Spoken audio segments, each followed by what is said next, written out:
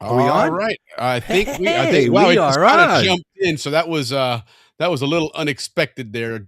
People, let's Okay, folks, here we go.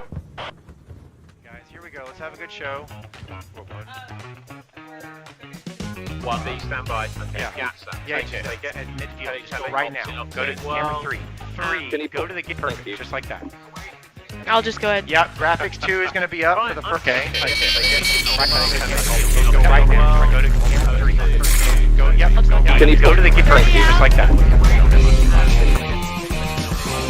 No music. I'm going to hand to Q, Sophie. Wait for it. Wait for it. Wait for it.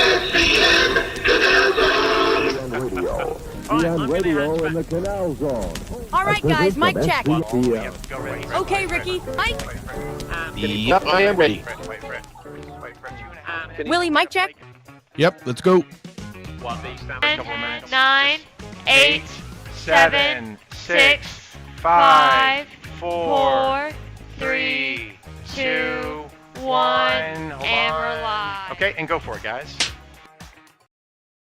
We are finally on. A little bit of a connection thing going on there, but it was spinning and spinning. It was thinking about it and made sure we paid our bills, and then it said you guys are on the air. So It had me nervous. yeah, a little bit. But hey, you know what? It's never a Zonian show if there's not some kind of chaos and whatnot. And there. our But required mulligans. indeed, and you know what? We're not going to run out of mulligans this year, man. But we've already used a few at the beginning of the year, and so we're gonna hopefully, fingers crossed Kick that this we're all. off. But anyway, 8 p.m. Eastern time, 5 p.m. Pacific time, and 8 p.m. Canal Zone time. It's happy hour at the Balboa Yacht Club. Ricky, happy Friday to you, man. Happy Friday. Hey, Willie, man. Great to be back on the show, guys. As you know, it's a weekly show. And welcome, truly welcome to everyone. You know, all our viewers, our friends, our family. Truly, we really, really appreciate it. We've been here almost 2 years every Friday, and you guys are still with us. Thank you so much. As you guys know, my name is Ricky Royal, and my partner, Willie Benninghoff, both born and raised in the Canal Zone. And we just love to bring you this happy hour. It is known as the happy hour at the Balboa Yacht Club. A podcast, guys, dedicated completely to the Panama Canal, its history, its rich traditions, and of course, its people. All about its people, aka Zonians. You know, this is the place where you come to find out what the Zonian community is up to and how the Zonian community can help you today if you have any intentions of moving back to Panama. And Willie, that's kind of our show tonight. Anyways, guys, let's get this show. That is correct. Sorry, let's get this show started, Willie, with, like always, before I hand it over to you, with the toast to all our beautiful viewers. Thank you so much. Salute. Almost 2 years. Myself, I've got to taking some antibiotics. So, but anyway, salute everybody. Yes, salute everybody. Go ahead and take your medicine. But you're absolutely right. This is a great show. You know, a lot of different things coming together. End of the month, as we approach end of the month, we always have our Canal Zone dictionary, which is kind of a trivia. Get to know different terms, different things about the zone and about Panama. And so we're going to do a kind of a hybrid of that this week because, you know, if unless you were under a rock and you know about Panama, you know that last week was carnivals. It's a big holiday in Panama. It's a really, really big deal. So we're going to dedicate the show tonight to those festivities and to a lot of the culture in Panama. You know, some of the food, some of the locations and stuff, and then focus on all that stuff. But before we do any of that, we've got a great guest on tonight who's going to give us a lot of input and color to our carnival and that conversation anyway. But Rodolfo Arias, class of 82 BHS, I recently ran into a couple of postings on Facebook where people were mentioning that they went down to Panama for the Canal Zone reunion, had a great time, and they wanted to get some paperwork taken care of. You know, a lot of people go down and go, hey, what about getting the cedula or, you know, residency or citizenship or buying property down there? Stuff, yeah. Yeah, and several times the same person came up that they got a hold of Rodolfo Arias and he helped them out. So I said, hey, let me reach out to this guy. And you know, I've known Rodolfo since I mean, since way, way young, 7, 8 years old, 9 years old, going to the Fabregas house in Ancon. And then, Wait. I can beat that. Rodolfo's father took me out of my mother's womb, so I know the audiences from second one. And you know what, Rodolfo? I owe you a big slap because your dad did get me hard. Well, is that why I'm still upset? It could be. Yeah, it could be. So Ricky does have a longer history, but nonetheless, Rodolfo he's again BHS class of '82, but he does a lot to help people take care of that paperwork and all that stuff. So we're going to learn all about that here, and then he's going to tell us about the carnival history, especially in Las Tablas, because he's front and center in Las Tablas, and always has been. So should be a good time. A lot of good stuff going on there. Let's say hello to a couple of folks there, and then we'll get into our K-Pasta and move right along, because we have a lot of cool information tonight. And while Ricky savors his cold one there. So, hey, good evening. How are you, Jim, Diane? Good to see you guys. We have been watching. Yes, USA is doing absolutely awesome. Hockey, they're doing good. I've been watching curling, and I know we keep talking about that whole curling thing, and I still want to go ahead and do that. But interesting that you wouldn't think that a sport where you'd have controversy and maybe some chest thumping, but that's what happened the other day in the Olympics with Canada and Sweden. They were getting kind of nasty there in curling, right? So it's don't think that it's not a tough guy sport there, but yes, I have been watching it. It's really cool, and this is when the Olympics start getting really good, right? You start getting into peak. We're at the peak moment right now. Yeah, absolutely. So yeah, that's a good time. I'm looking forward to it. Oh, good to see you, Frank. Yes, absolutely. Good to see you. We're going to talk. I had something on Toboga, but I wasn't able to pull it up. I'll try and get it for next week. Some interesting history about Toboga that I think you'll appreciate, Frank. You'll probably be able to chime in on that more so than we can. But Mark, good to see you, and cheers to you as well. Absolutely. Highly recommended. Yes, there you go. See, and that's what we're talking about, guys. So many people said, "Oh my God, this guy made it so easy to do this." So it makes sense that. We're kind of that window to the Canal Zone a little bit. So it would make sense to have this guy come on here and show some people how easy it is. And believe it or not, guys, it's not just your kids if you were born in the zone or in Panama, but your grandkids also have eligibility here. So it's cool. It's cool to have him on. HB, good to see you, man. Yeah. Yes. And we know the future in Panama is legit. Oh my God. Yes. It's just getting, this place is just flourishing. It's got a bright, bright future. And if there's a place that you want to maybe settle down or maybe get some benefits for you and your family and whatnot, Rodolfo's going to help you out with that stuff for sure.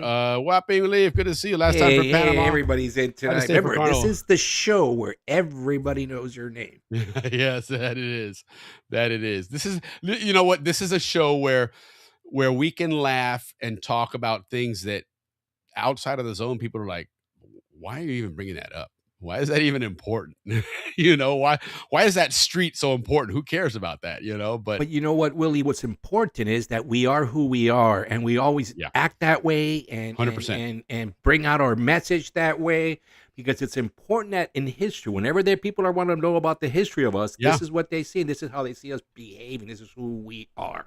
Well, we are exactly important, and that's why this is such a great setting for it. Happy hour at the Balboa Yacht Club, because it really is, that kickback, laid back setting. I've been speaking to Lance Wiskowski. He's going to join us with that dredging show. He's going to join us the second week in March. We've already confirmed that.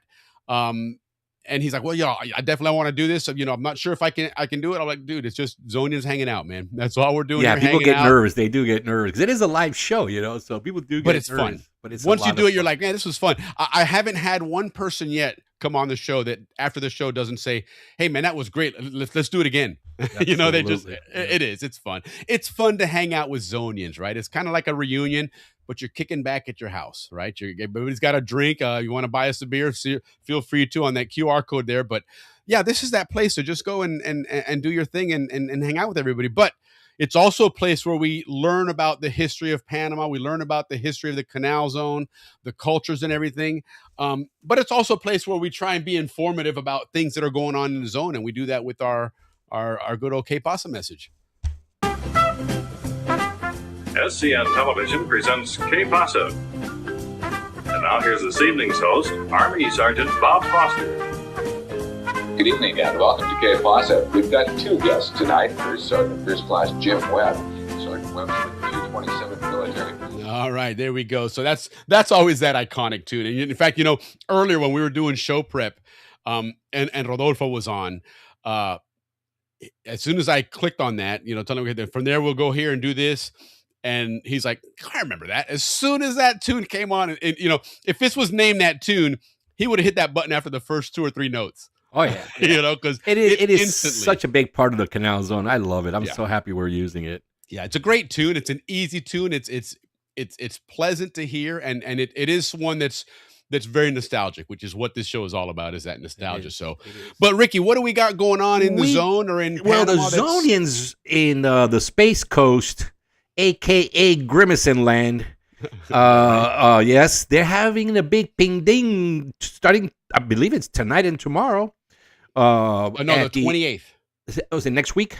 Okay, Yeah, next week. Next week. So don't forget, down in Grimacing Land, big Yes. ping Zonian ping ding. There's 2 events going on back to back.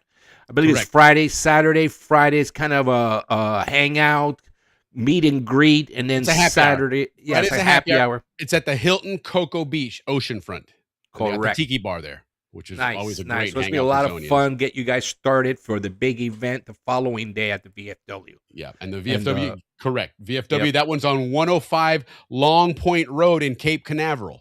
Okay, 11:30 to 2:30, and then they have something afterwards as well. And so yeah, that looks like it'll be a good time there. Any of those events, always go to pancanalsociety.org, not Panama Canal Society, pancanalsociety.org. Go onto their website and you can get all the information you need for anything going on there. I thought I had it here at the where's I always It's at the VFW. Carl Orvis always gets that spot secured for a very good rate. Carl Orvis, president of the Canal Zone's Panama Canal Absolutely. Society. Yeah. Yeah, so reach out to those guys if you need any information on the website. Again, if you haven't, guys, make sure you get your registration up to date with the society, your membership. You're talking $1 and change a week is really nothing for a wonderful organization that does a lot for us Zonians. So help them help you. Isn't that what they said? What was that movie? Yeah. Help But you me know help what? you? It's a great thing because it's really the largest meeting throughout the year of members of the Panama Canal Society that come together. So it's an honor really to be able really to support is. them. You know where you really feel proud of that, where you really, I mean, apart from just, it always feels good to be a Zonian, right? When you wake up in the morning, you're like, wow, I was a Zonian, this is awesome.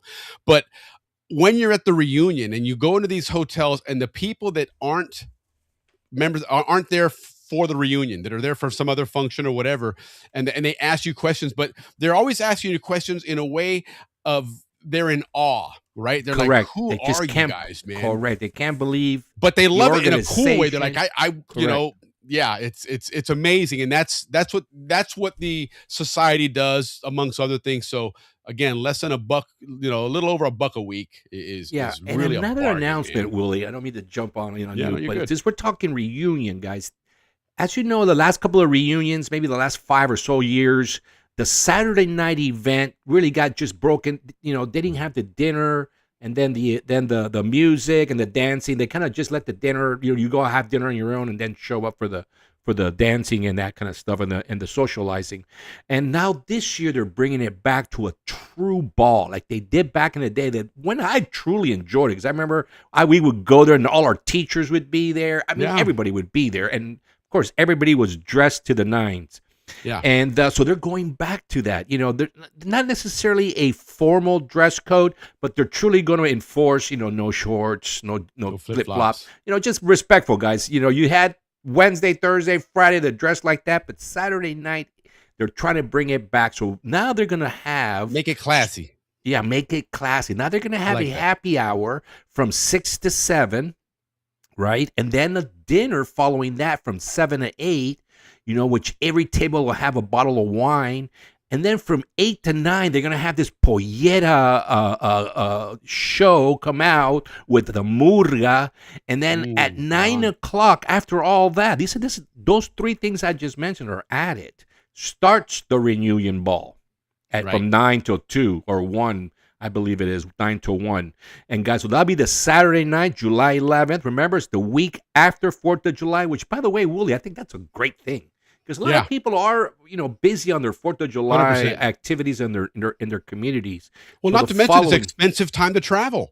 And that is correct. That is the most expensive. I mean, time to the travel reunion's not in and hotel. Kansas, right? It's in Orlando, where there's a vacation capital of the world. That is a good 4th point. of July weekend is a place that I don't care if you book that 2 years out, it's going to be expensive. You know what? It's just That's nature where you're at. and that's all new president, vice president. Yeah, Some yeah, of our yeah. friends are in there, Yes. so they're doing a good job. So far, so good. So semi-formal to formal. If you're going to reunion, remember Saturday night. Save your energy, save your money. Get into the happy hour to dinner before the reunion ball. Well, that's what I got on our announcements, Willie. Yeah, well, another thing, real quick, Warren Gibbs just sent me this, and he chimed in on the chat here. We'll throw it up here real quick. From they had a tournament here in Tampa. Oh, how the boys do? And well, looks like you sent me something, Warren, but Gold. it Those won't guys never open. lose. But I do have. I'll share this screen at least real quick. And always, this is what's really cool about these guys is it never fails that they recognize their roots. Their roots, and what, always going Willie? back to honor Panama. But Warren, I'm looking at the other screen, and it doesn't. It's got a exclamation point, so I don't know if it was a video or what it was. But if you can resend it, we'll definitely throw it back up there and give these guys. Yeah, and they're finally going to be performing in Panama. Yes, they are. In the Yes, they upcoming are. tournament coming up. So Correct. Next month they're going down to Panama for a jiu-jitsu tournament. So cheers to you guys, man. Right on, cheers to those boys. But you know what? We had them on. We asked them, "Hey, do you know other Panamanians?" And they're like, "No, I think we're the only ones on the circuit." And so not now they're only going to meet that, a whole bunch but- of them. Yeah, no, that absolutely. And I guess I don't need to be sharing this whole giant screen here, but I'll tell here's you a- what, that Irish beer is hitting perfectly tonight, guys. that is, huh?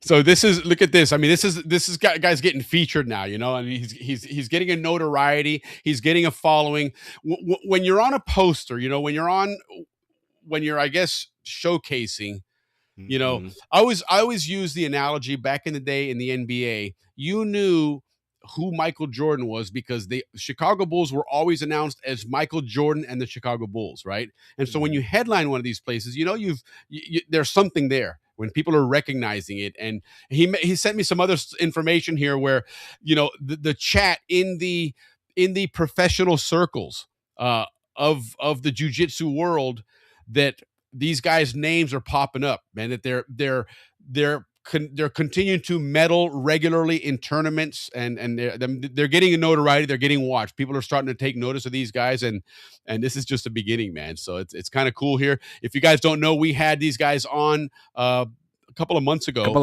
Go check it out on our YouTube channel because it's a great interview, man. These guys are really a great jiu-jitsu partnership they got going on there. It's really cool, man. It's really good to see them doing that. Yeah, it's good to see that generation. Several, we have 2 Zonian children pitching in the major leagues. 2. Yes. Yes. We had the Zonian, we have a Zonian kid in the NBA. In the NBA, we have a Zonian kid playing goalie for our national team. So I mean, it's another cheers because we're drinking this great beer. And what do they another say, cheers Ricky, to that all those athletes, man, for the Canal Zone. Well, and this is something that I know Alex has thrown up a couple of times and mentioned it, that it's being mentioned now that the Zonian is considered a subculture of the Panamanian culture, race, nationality, whatever. You have all your different peoples, and the Zonians are recognized as one of them because, I mean, you couldn't have a more parallel start.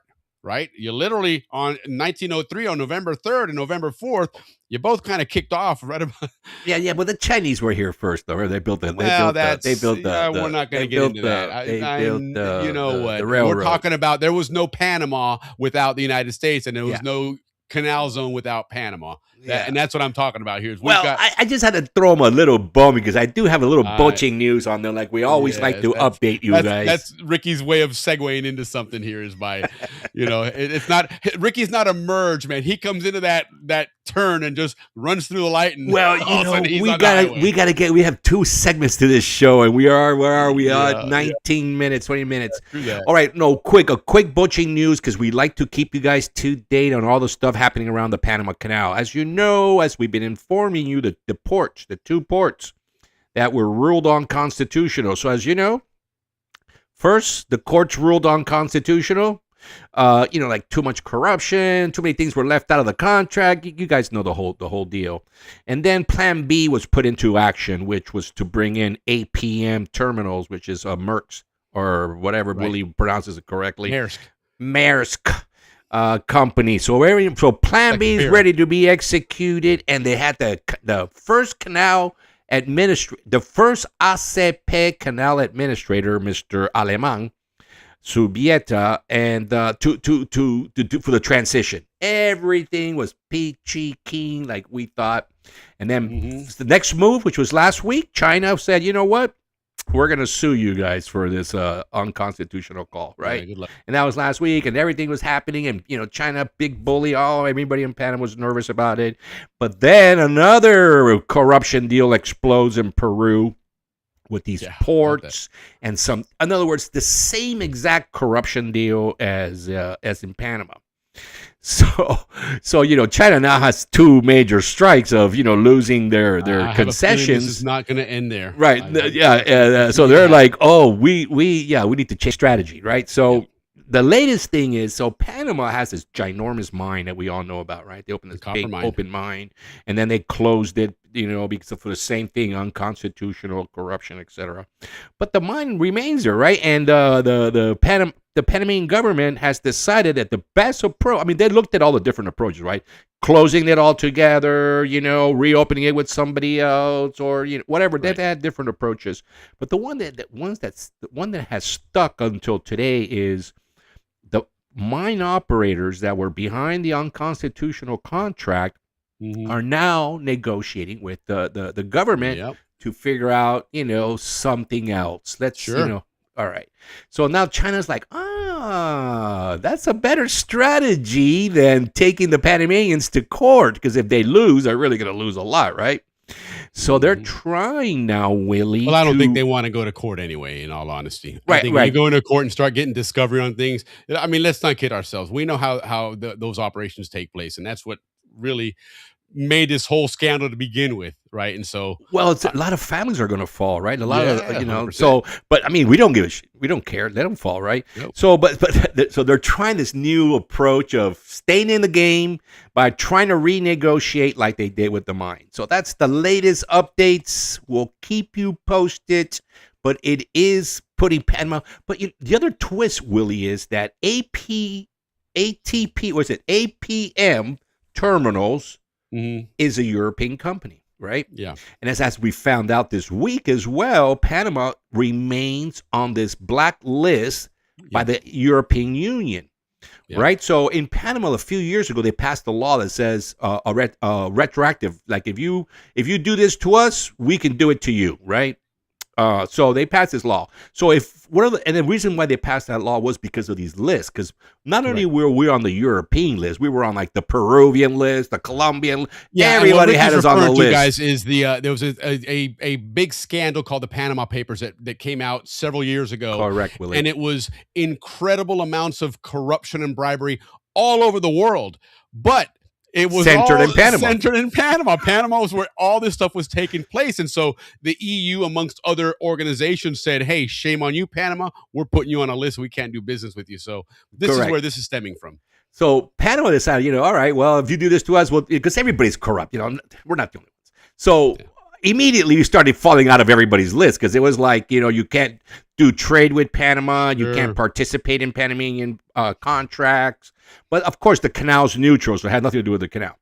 But it could mean, a longer inspection, and you know what I mean. More and more countries want to invest and do can make business your life in Panama, difficult, so. right? They could. Sure. So we started falling out of all these lists, except this week we find out that the Europeans didn't get us off the list. So Molino was quick to remind them that if you keep us on the list, well, then you cannot do contracts in Panama. So what happens now to Plan B, where Merck? I Maersk. swear I can't say that freaking word. Maersk. Maersk. Sounds like you have to be gay to say that word, man. Oh, Maersk. Kidding. What's gonna happen with them now? Who's gonna run the port? So I think that's just what China sees an in and says, you know what, we'll just keep running the ports. You know, No, we'll chit there's chat. no We'll give you way guys that they your will money end up doing it. back. You know, but My theory, because we were discussing this morning in our chat group, and my theory is that Maersk is going to partner with somebody in the U.S., form a shell company yes, you did to say run that, this right. thing, and they'll be back in there and then be able to avoid us. Like, there's no way. Listen, you're not going to go through all this stuff to then turn around and give it right back to China. Oh my God, There's I know, no man. But way that the Panamanian people are going to put up with that. But Not the after they door, finally get from under the these window to that Yeah. cracked open. Yeah, I did. That it did. So, well, All right, anyway. guys, enough on the butching news. Yeah. So, well, good stuff, interesting stuff there. But Yeah. but let's move right along there, because we do have our guest waiting in the green room, and he's already on about his 25. They're 8th beer now. 15 minutes you we'll know, be done. But we're gonna pay our bills here real quick, and then Yes, we're gonna sir. get our guest of honor, Rodolfo Arias, class of '82, on here. So hang on though. Let's find a spokesperson for Howler Monkey Sauce. And here's to him. We're still looking for our Howler Monkey Hot Sauce spokesperson. Just got an email from Panama. You've got mail. Hey, I'm Mac, and I grew up behind Howard Air Force Base in Panama. I can talk about hot sauce. On pizza, uy, que rico.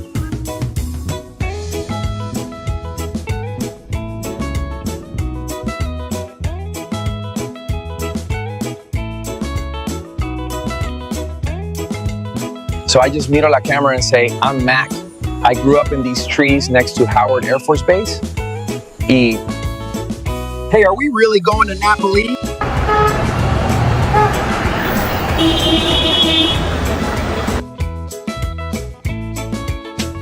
And let me tell you, the flavors of ají chombo, garlic, and onions, they each hit you one at a time, and it's so delicious. Howler Monkey Original brings the true taste ají chombo of Panama to your pizza game. Do you know a Howler Monkey who can describe the sweet heat of our original with authentic ají chombo peppers, or the fresh punch of verde where habanero warmth meets crisp bell pepper? How about the bold tang of Amarillo, yellow Scotch bonnets blended with mustard seeds? And of course, our hot, the same great flavor as original, fired up with red habaneros for that fire. Our sauces are all natural, no preservatives, gluten-free, pure flavor and pure fire. Are you the next Howler Monkey spokesperson?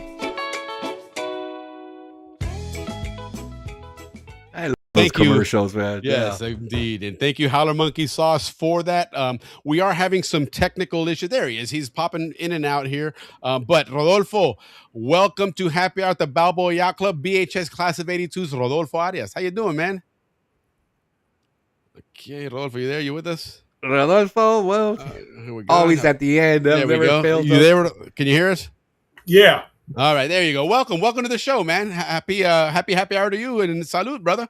Thank you very much. I appreciate being able to explain to all the people listening today how simple it is to get your citizenship, and the ways that I can help you do it. Absolutely. Okay? No, the first thing you need to know is that anybody born in the Canal Zone is a Panamanian. However, if you were not registered at birth or by your parents, there is a process that we need to go through, and all of that. Obviously, we can discuss in Absolutely. private. Yeah, no, definitely. We'll touch on those things. Let's give a little bit of context here, and who Rodolfo is first and foremost here. BHS Class of 82, like Ricky and I were earlier competing against Who Knew You earlier.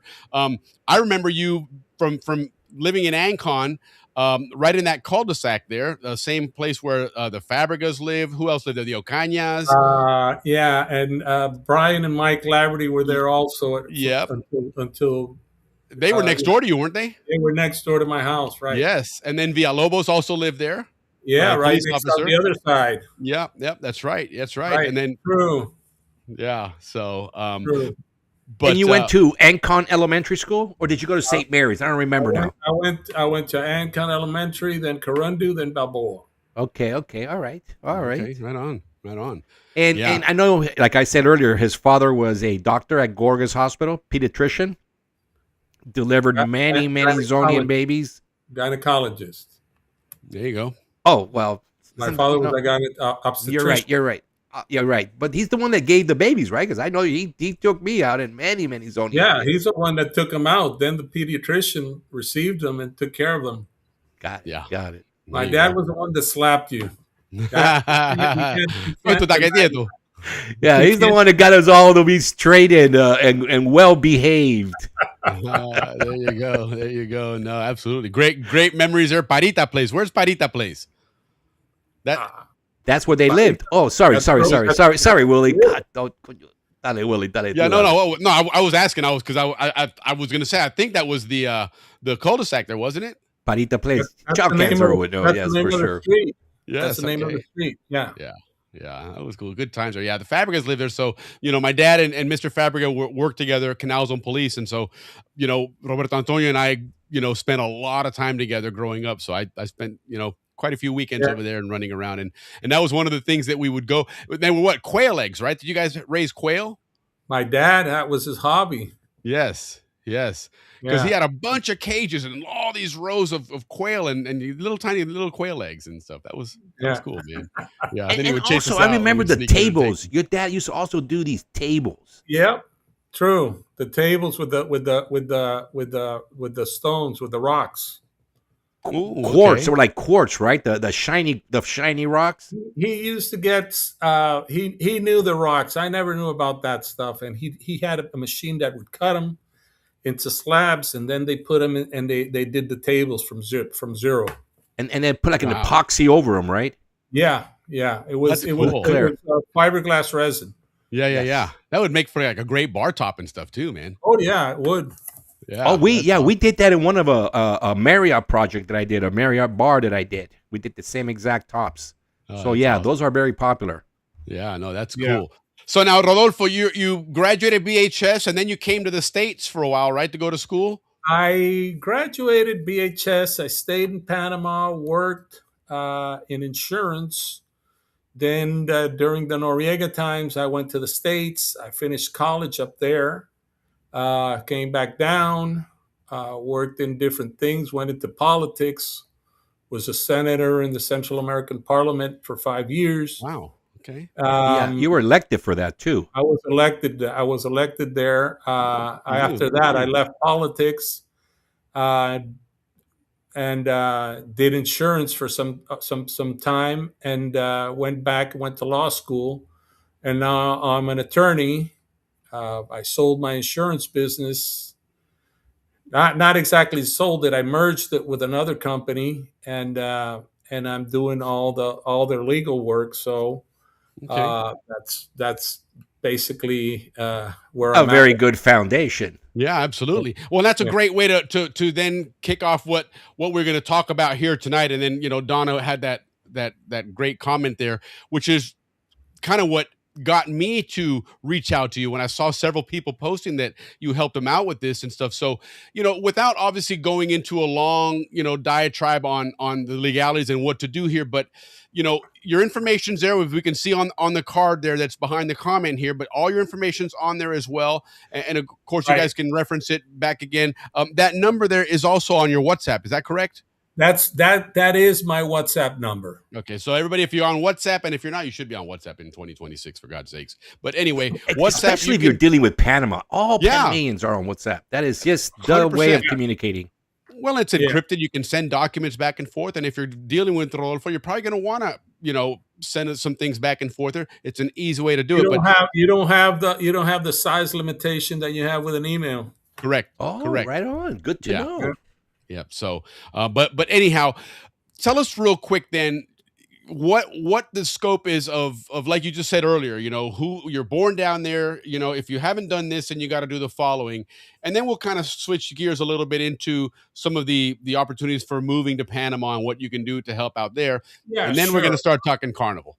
Yeah, we can. What I can do for you basically is, if you were born here but were not registered here, I can do the process for you with your help. Obviously, there's stuff that needs to be done in the States.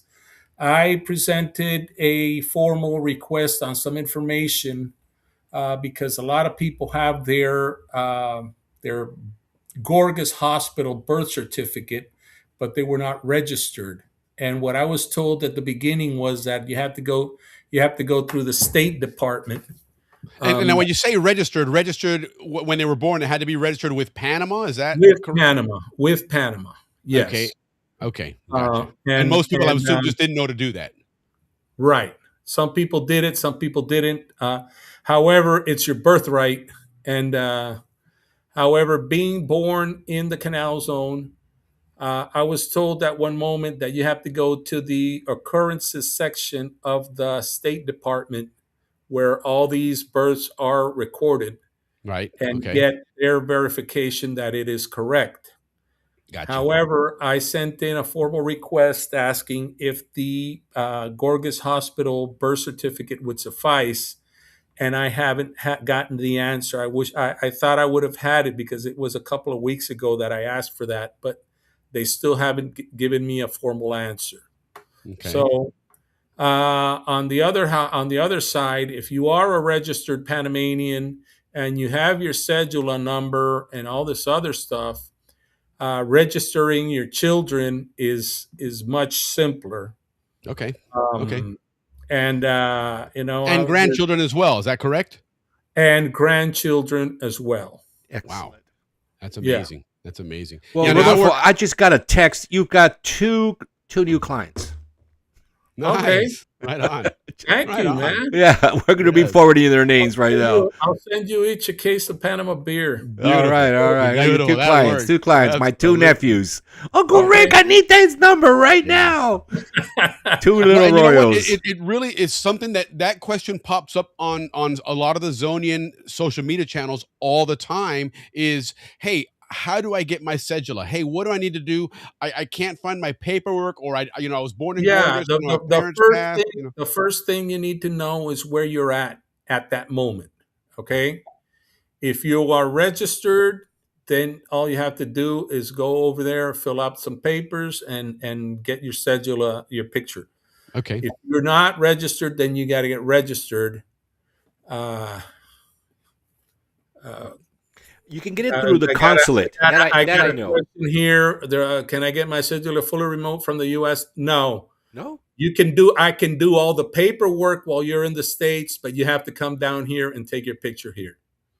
Now, let me ask you this. Speaking of that, and this will apply, and we'll do a shameless plug of the class of 82's upcoming Canal Zone reunion next year, okay? But people are planning on going and maybe spending a week or two down in Panama in January of next year. Yes.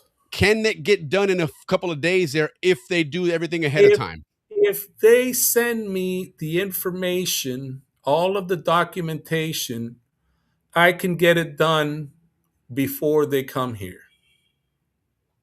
Okay. So how much American lead time do you want Chamber somebody of to give Commerce you? of Hawaii, right? Yes. Hi, saying hello. American Hello, President Mr. William. Hello there. Good to see you. Welcome to the show. Glad to have you. So real quick, how much notice do you want to have to get this stuff done? Because keep in mind, guys, this is around the holidays, right? It's not very hard what you need to get. You need to get, I have to send you a power of attorney, which you have to print and you have to sign and you have to apostille over there. Okay. And then you got to get your birth certificate apostilled also. The apostilled is more like a much stronger version of it's notarized. An international notary. There you go. That's what it is. Okay. It's an international notary. You need to get the passport of your non-Panamanian father or mother, parent, apostilled also. and then there's a sworn affidavit that your parent has to sign, indicating that you got to get a residence here in Panama. I take care of that. Okay. Now, in the event that the person's applying, but their parents are deceased. Okay. In the event their parents are deceased, if they were registered, then there's a different process. Okay. But it's still doable. It is doable. Okay, wonderful. And if they weren't registered? I am working on that right now with somebody else. But first, we have to nationalize her mother's death certificate. Register her mother's death in Panama, so we can go through that. Gotcha. Through that path. So there's other steps, but it is something that is able to be done as well. So don't think that because it happened. It is. Let me tell you something. I had a partner when I was also in politics. I was a manager of a consulting firm through Central America. Okay. And this guy that I worked for was maybe 70 years old. Mm-hmm. His grandmother was born in Coco Solo, and he managed to get his Panamanian passport. So right on. Yeah. So it is doable. It is totally doable. You obviously have experience with that, so that obviously helps. It is well, I didn't do that one at that time because I still wasn't an attorney, but I know how to do it. Right on. Got you. Rodolfo, I'm getting some more texts here. I got a question for you. What about Panamanian citizenship for American spouses of Panamanians? Okay, that is a more complicated process. And when I say complicated, is basically it takes more time. Okay. It was taking from start to finish around 6 years. Wow. I understand that this government has lowered that amount. I don't know what the time is right now. The time frame is right now. However, 6 years.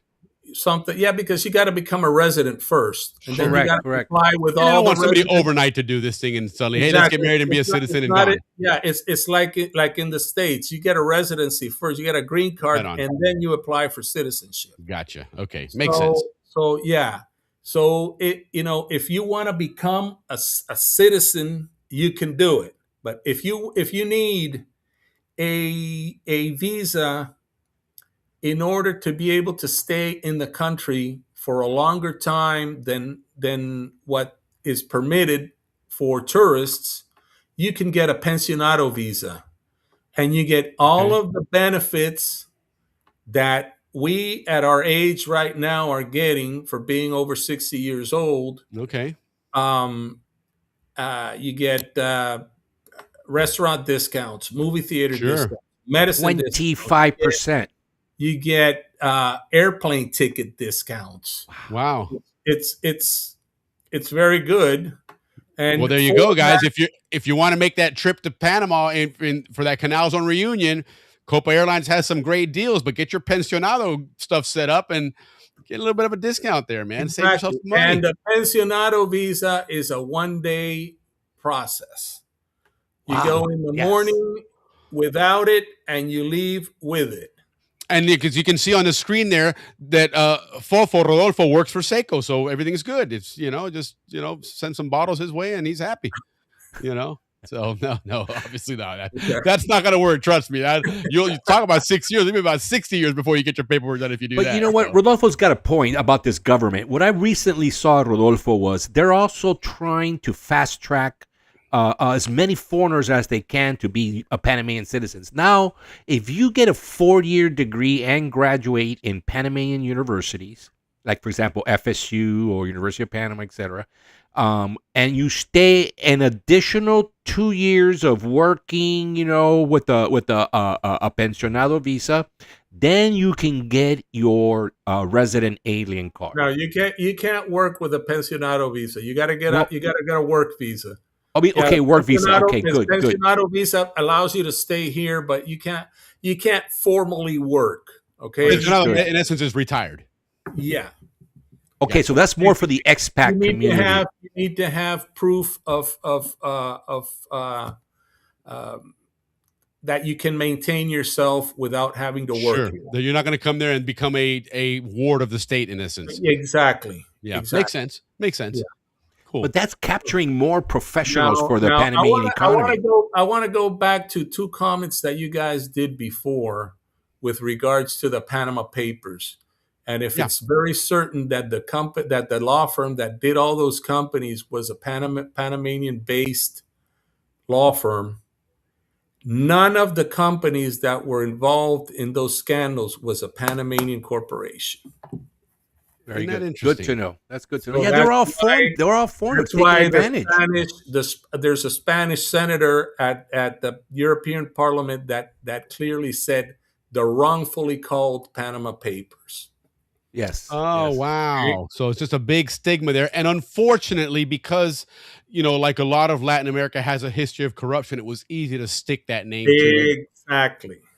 But wow, that's interesting. That we've discussed having a show about that. And Rodolfo, I think that's one of those that we may invite you to come back. Yes, and give us some insight on that, 'cause absolutely. We want to talk about that. Really, really big deal. I'd love to because Awesome. there's a lot of stuff that is not explained correctly. Sure. And as Purposely. they say, 1,000 times a lie is told and it becomes true. The truth. So, Amen to that, brother. Yeah. Yeah. And, No kidding. We'll definitely have to revisit that because that's a big deal. It was a big scandal when it first broke out. My other practice is corporate law, so I'm very familiar with all that. Yeah, that's right up your alley then. Almost every day. Well, that'll be a good show. Yeah, So indeed it will. Indeed it will. I can help you do. Well, let's do this. We're gonna move on to our next segment, which obviously you're going to be staying with us because you bring a lot of history and color to the history of Panama and these traditions. But real quick, before we move on, and if anybody needs to still, make sure you write this number down. It's 507-6612-7746. That's his number. You can reach him on WhatsApp. So anywhere in the world, you can dial that number. It'll reach him. Get a hold of him there. You can message him there. You can send him. He can give you the address where to send a bottle of Seiko, all that good stuff. But reach out to him if you want to get stuff done. And don't be like a typical Zonian and wait till January 20th to send him that information. You won't get your settle out of that day. Yeah, you'll get a wasted trip if that's what you're going. Before we segment off to our next part is, Rodolfo, on maybe when we bring you back, could you let us and our viewers know more about how to obtain medical insurance or how the whole medical insurance works for us people that are us guys that are trying to figure out whether we're going to retire down there or not? I mean, I'm going to retire there for sure, but just when. But one of the things that always I think about is, what insurance am I going to use? So how do you know about that? Are you familiar with that? Can you inform us on that?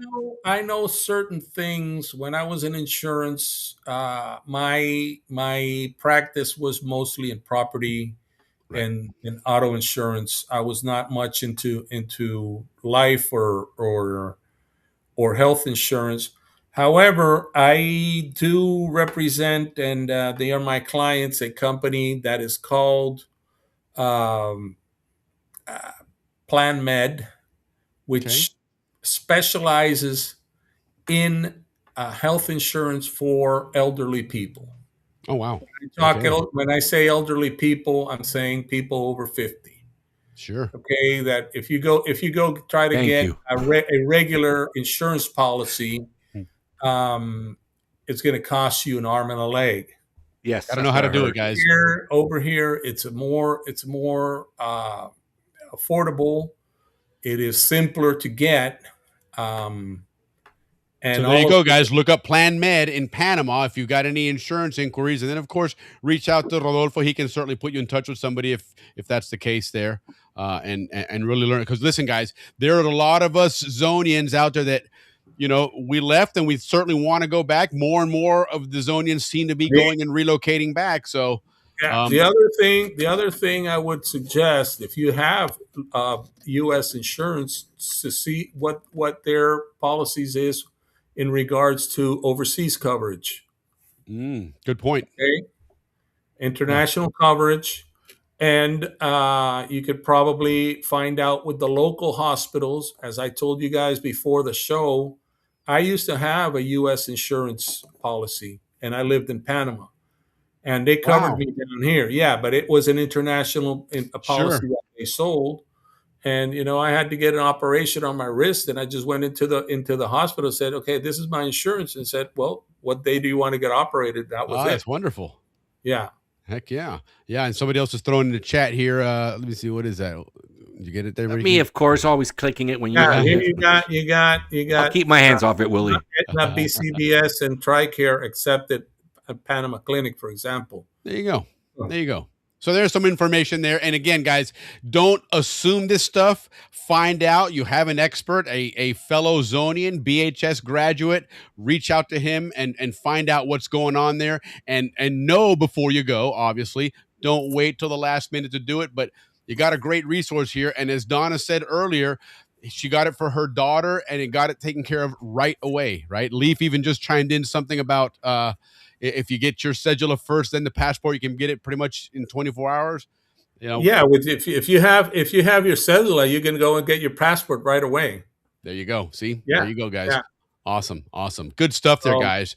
So, but let's tell you what, guys, now let's transition to something, and I hate to say something more fun because, I mean, this is great, important stuff, but it's not like, oh, man, it's awesome, but very, very important stuff. But let's have a little bit of fun here, right? Because we're going to do some Canals on nostalgia. Like I said earlier, with the whole carnival and everything going on in Panama right now, the nostalgia is going to focus on Panama, not on the zone this time, except for the first article, which you'll find kind of interesting for the stinky feet folks. But let's do our Canal Zone dictionary with our special guest, Rodolfo, here. Ladies and gentlemen of the Balboa Yacht Club, this is Canal Zone Dictionary. The rules are simple. Define it or be defined. In the blue corner, he's tougher than a Chiva bus ride in the rainy season. Sharper than Sosa Hill sawgrass. As a kid, he almost ran the length of El Prado. Ricky, the Capira Kid. Royo! And in the red corner, faster than a PCC rotary phone, cooler than a Panama beer with no ice. Set a record for 11 straight weeks of being sent to the principal's office at St. Mary's. Willie, the goat of the goalpost. Benninghoff. 2 Zonians, 1 dictionary, no guessing. Well, I mean, you might want to guess. Anyway, only definitions and glory. Are you ready to hear Ricky and Willie say some amazing, magniloquent responses, and in some cases, just plain horse manure? Let's get ready for Canal Zone Dictionary.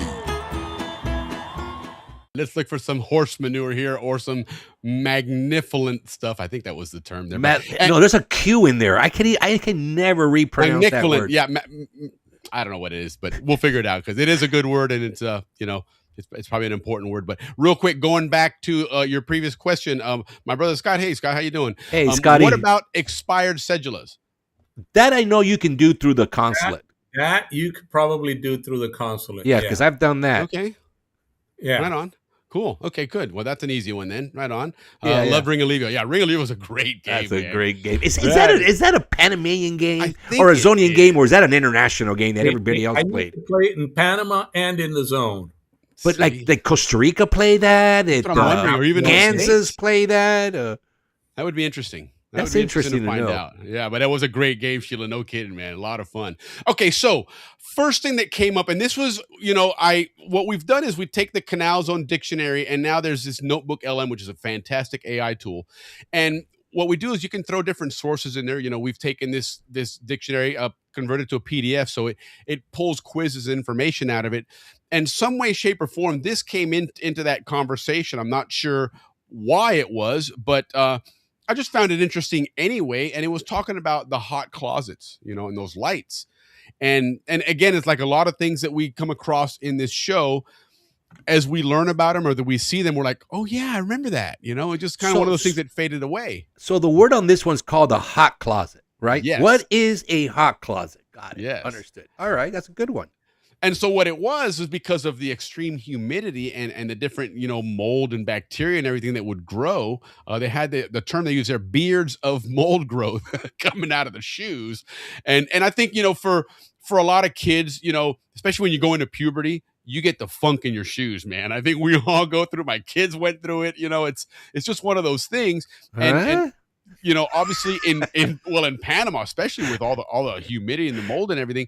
So what they did was you had to create a warm, dry environment.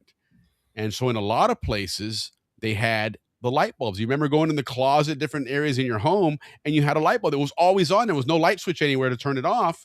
And, what the hell is that all about? And it was one of these here. Now, Rodolfo, you were telling us that in your case, it was a little bit different. It wasn't a light bulb.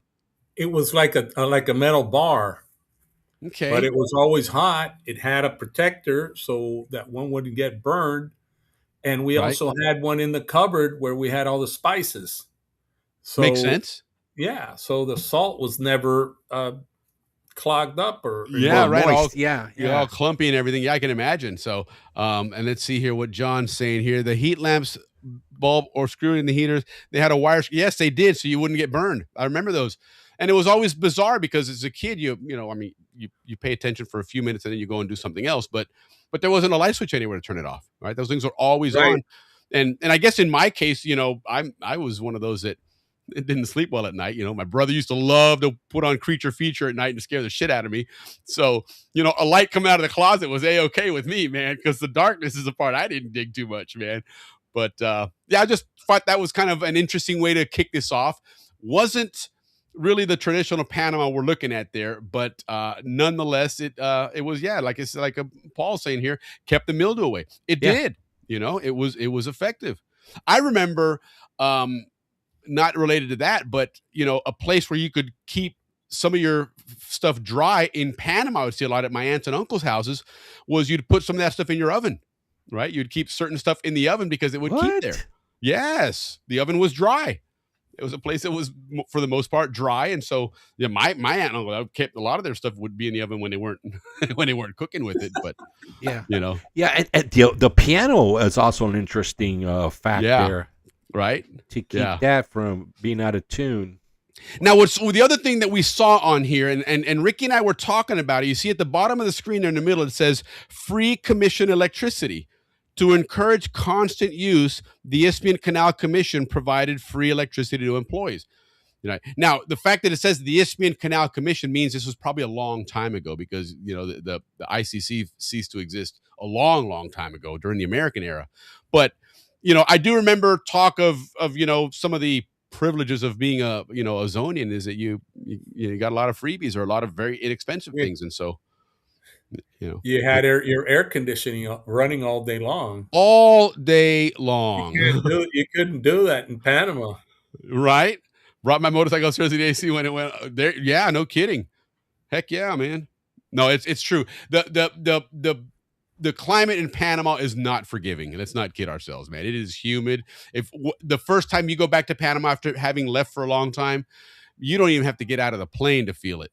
As soon as they what's amazing is when you come out of the airport and it truly slaps you. I mean, it really does. It truly hits you. Pow! Like you ran into something. Yes, and like that graphic shows. Truly, it's just like you're running into a sheet of water. Yeah, no kidding. No, it really was just like that. It's frustrating, especially imagine for Rodolfo, you're going out to a big meeting somewhere with your lawyers and stuff, and you're sweating, man. I mean, it's just I don't wear a suit and tie anymore. Yeah, I don't guess see anybody that's why the wearing that. Guayaberas were so popular as business attire in Panama. At that time, Yeah, Willie, there you go. In the 70s, they paid electricity because Willie and I were talking about that. I remember my parents always saying, "No, turn off the lights, guys. You're wasting electricity," or "Turn off the air conditioner if you're not downstairs," or stuff like that. Yeah, but it was like maybe 2/4. Yeah, so that may have been an older story than from maybe back in the day, because like I said, it did say the ICC, which was way before the Panama Canal Commission, and then of course the Panama Canal Company. Hey, and the Matthew. ICC before that. So, hey, Matthew, how you doing, man? Good to see you, brother. Fumigation truck every night in Balboa. Yes, that's it. That fumigation truck, man, that is world Wow. famous, man. Yeah. Everybody brings that one up, man. But all right, so let's move along then to the next one here. Now we're going to get a little bit more traditional, some interesting Panama stuff here. You know, carnivals in this time of the year, a lot of people go into the interior, especially just because it's dry season anyway. It's a great time to go and visit those areas. A lot of us are familiar with El Valle. A lot of us have been there, but I just thought this was kind of cool, interesting information on El Valle and some things that you may have known or not known about El Valle. And Ricky, what was the one that you said earlier that it was what the largest what? It's the largest Rodolfo, you said it. inhabited volcano crater in the world. Look at that. The largest Inhabited, right. in the world, not in Central El America. Valle the is like world. that, huh? Oh, that's what it looks like. That's And the you have- last I read or heard was that. Oh no, I believe it. I totally believe it. Yeah. Wow. I didn't know that. That's what it looked like, but that's what it is. El And you Valle. know, when we grew up down there, a lot of us, you know, Zonians that left Panama, and you know, when we lived down there, the country was much smaller, and not in geographic size, but just in getting around and things. Of course. You know, where now El Valle is right down the street. You know, it's amazing how that has changed. But back then, as it says there, this was kind of the gateway to the interior. You know, and when you talk about, you know, we'll get into carnivals later on with Las Tablas. Las Tablas was a haul back in the day. That was El Valle was a haul. Yes, because you had to get up and down that hill, and that road was pretty bad. Now, I'll tell you what, one vacation that we spent there, and I think this was our warm up to take the camper up to the U.S. through Central America. We took it to El Valle, and we stayed there with family or whatever. But there was a day there where my brother and I rode our bicycles from the top of that hill all the way down into the town with my dad behind us, of course.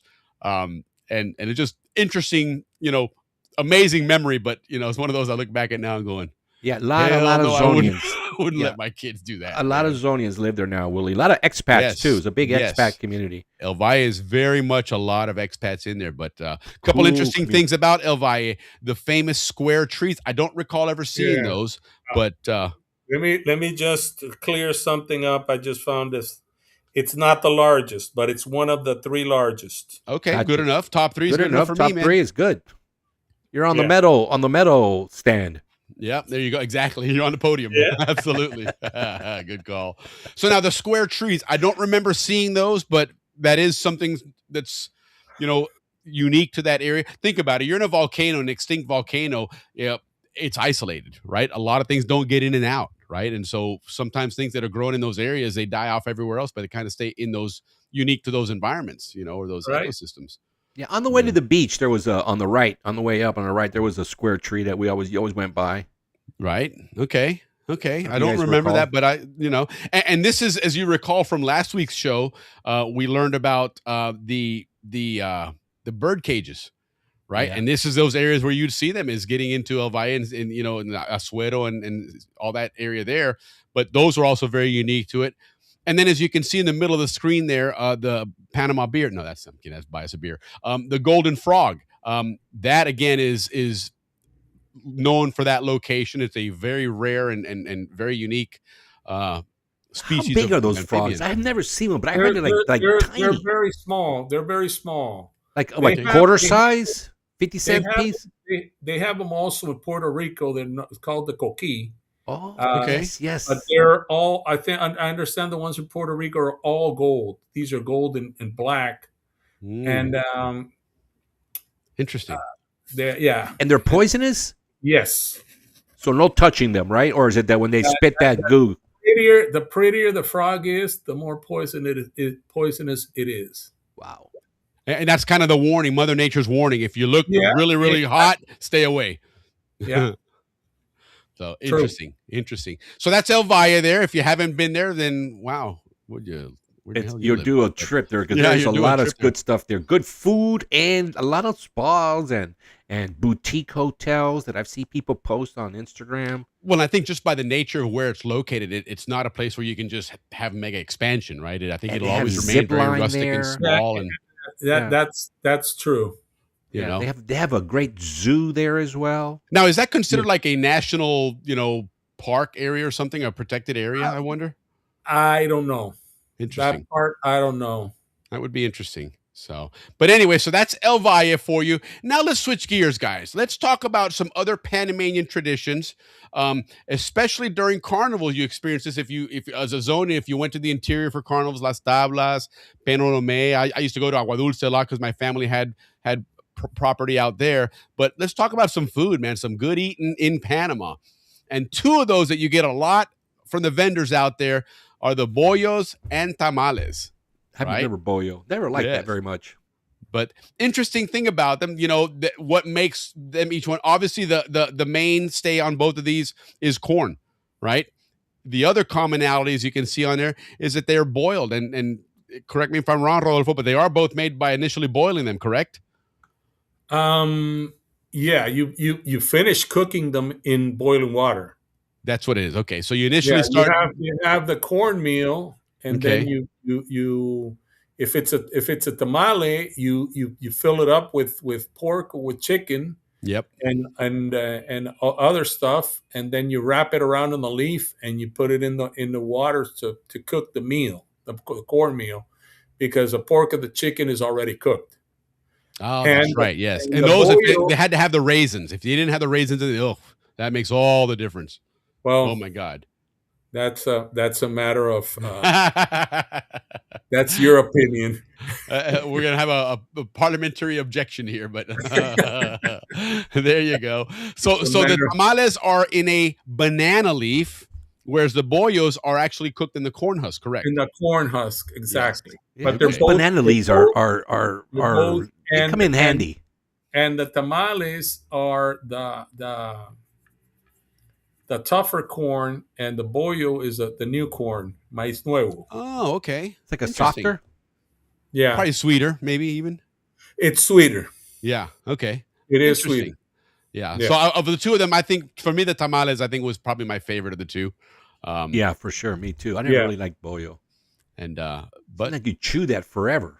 Probably. Well, when I imagine in the interior back in the day, and there's probably an easier to cook and easy to transport and keep and eat. So it's probably good food, good eating there. Yeah, Eric, appreciate it, man.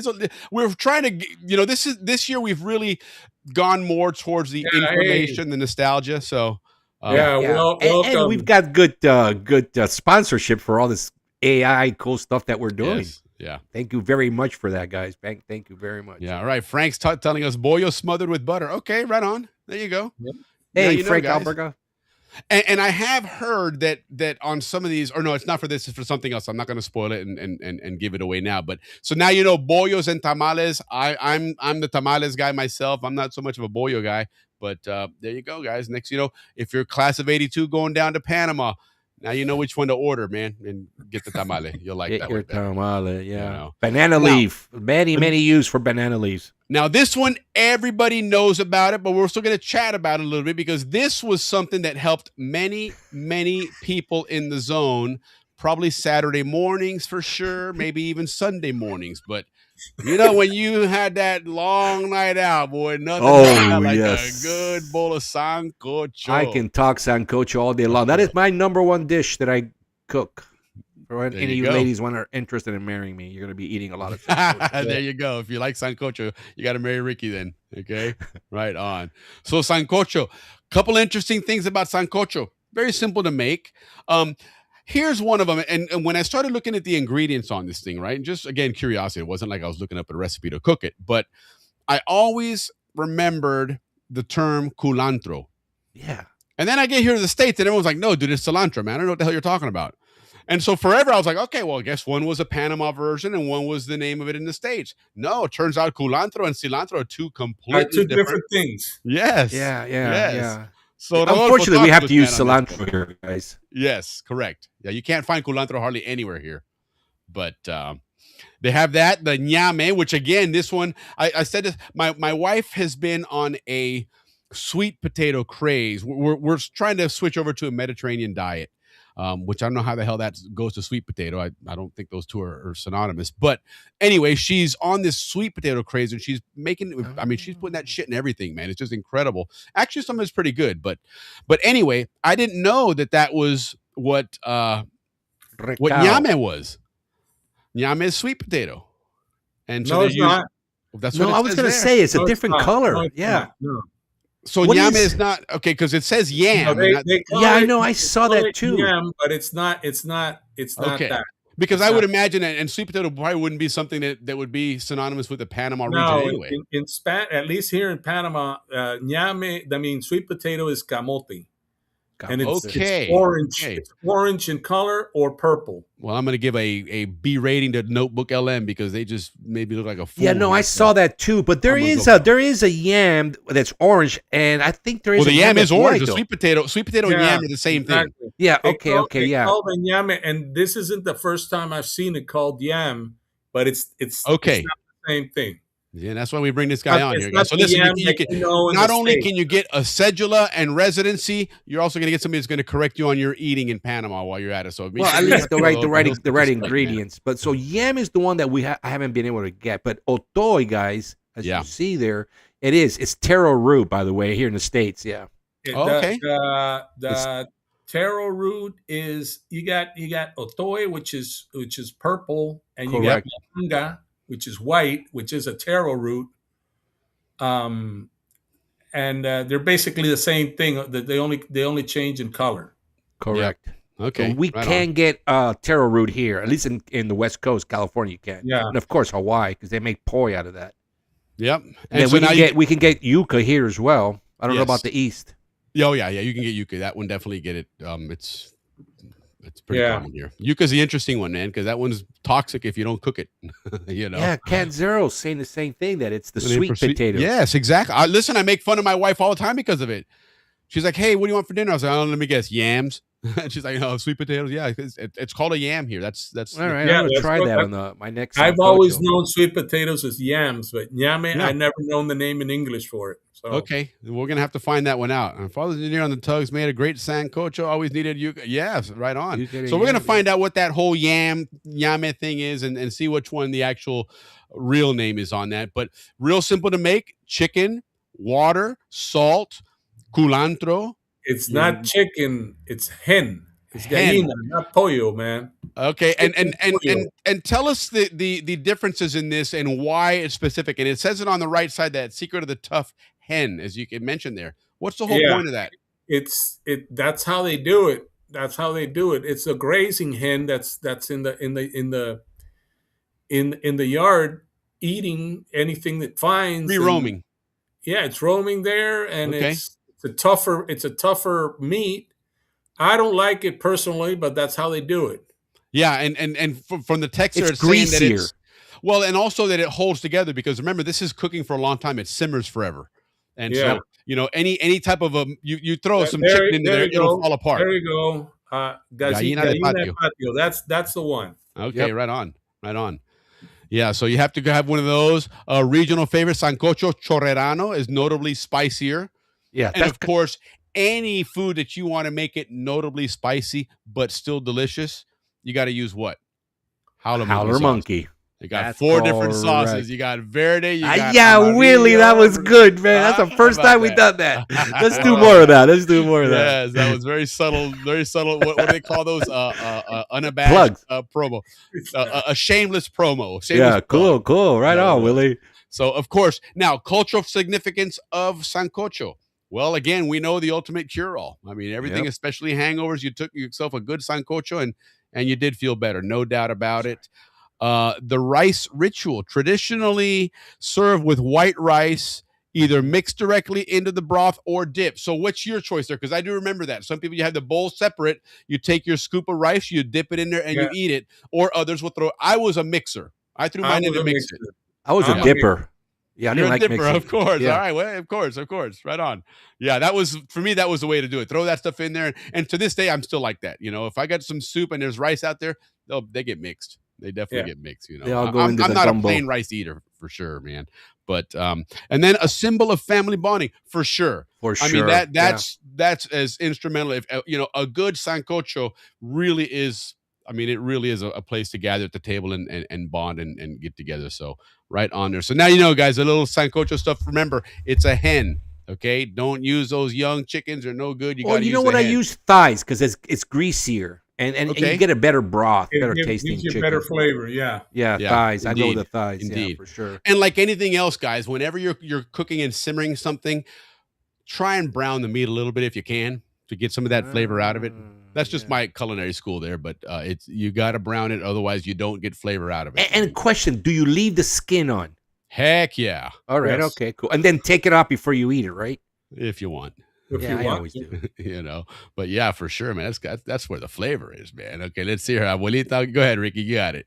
Oh yeah. Well, first we got to do Steve. I just took Steve out quickly because we were reading the bottom. Mary Keller talked to me. Okay, good to know. Right on. We should have a sancocho cookout at one of the reunions, either the Panama or the Orlando. For sure. We gotta maybe look at planning something if we can for this Orlando reunion, Ricky. In June. Do like for sure. So Abuelita used to say, "Everyone welcome. We can always add more." Yes. That's true. Same in my mom's house. My mom we always had sancocho at our house. Ricky, a thigh man.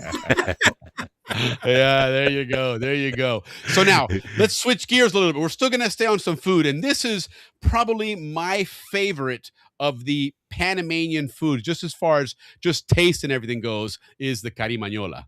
Oh man, I love a carimañola. The flavors there, just the flavor of the yuca, the flavor of the meats and everything. It's top notch. You know what? Why I would eat it, because they gave us a good drinking base. You eat 2 of those, you can drink all night, because that thing would suck all your alcohol from you. Yep. So they take boiled ground yuca is your base. And then you've got your filling there. You fill it in and completely fill it and enclose it in that. And then you throw that into the oil. Fry it up. That's yuca. Mm-hmm. So what do you do? Just scrape the yuca and then you grind it up.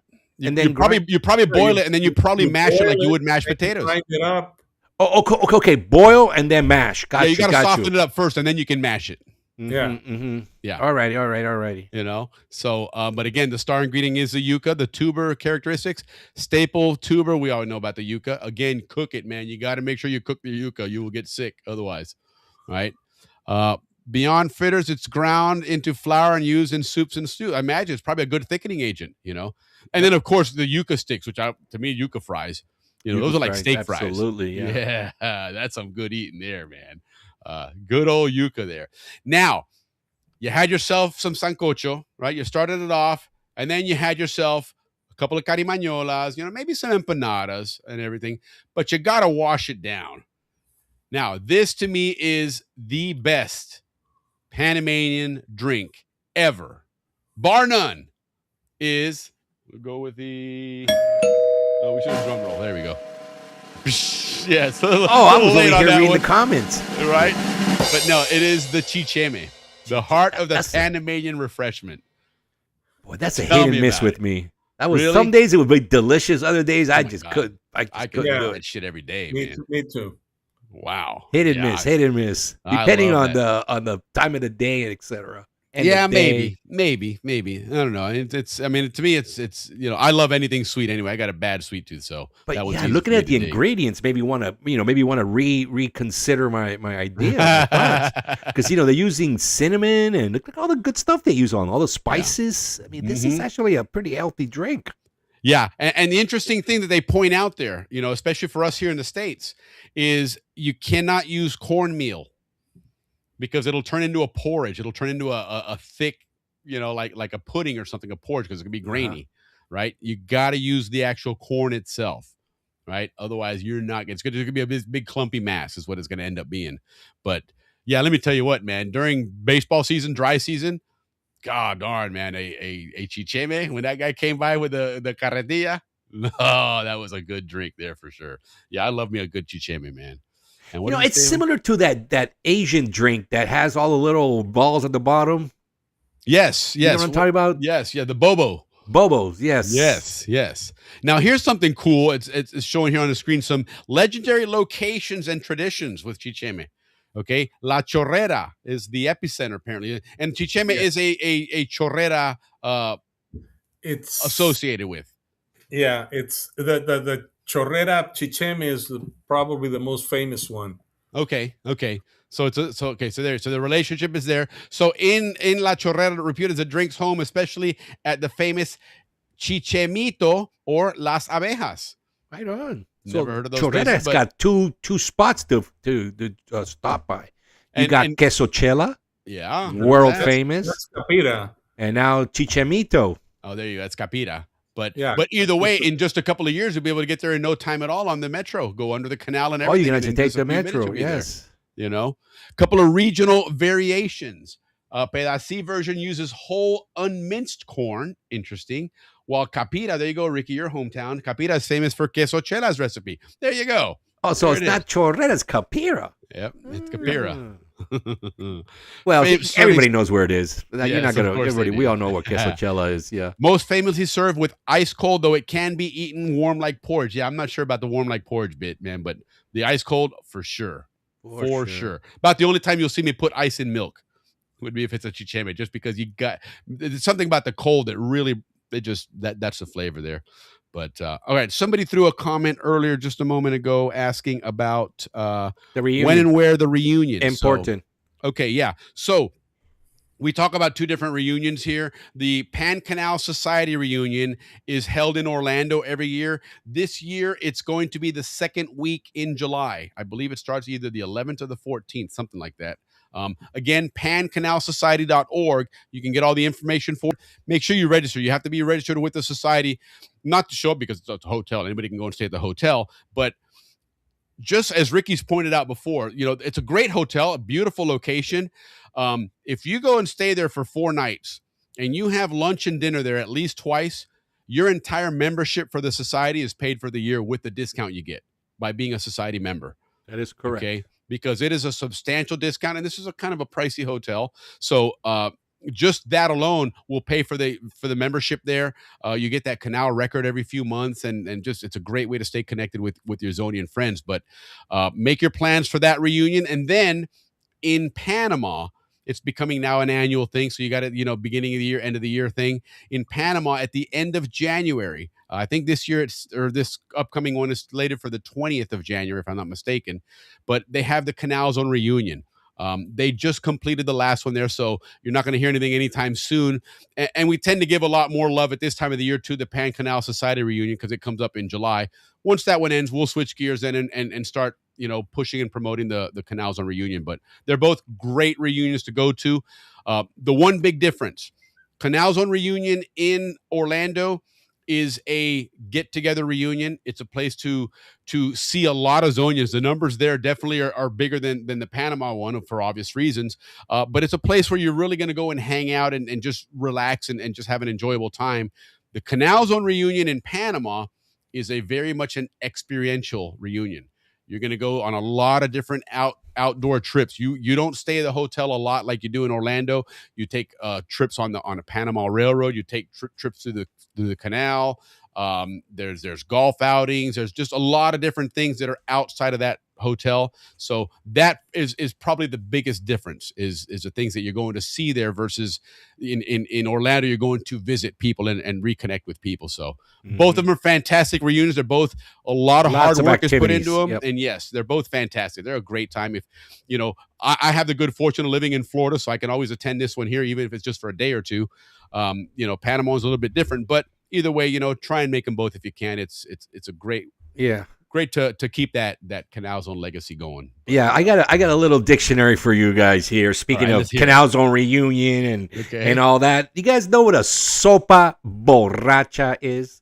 I mean, Mr. Arias, I know you know it, but hold on one second. Anybody out there know what a sopa borracha? This is an incredible find on our Canal Zone dictionary. Okay, guys, sopa borracha. What do you think that is? Ricky's throwing it out there. See what you have in mind. I know you've heard of it, and it's probably different versions of it in different places, but obviously the literal translation is drunk soup.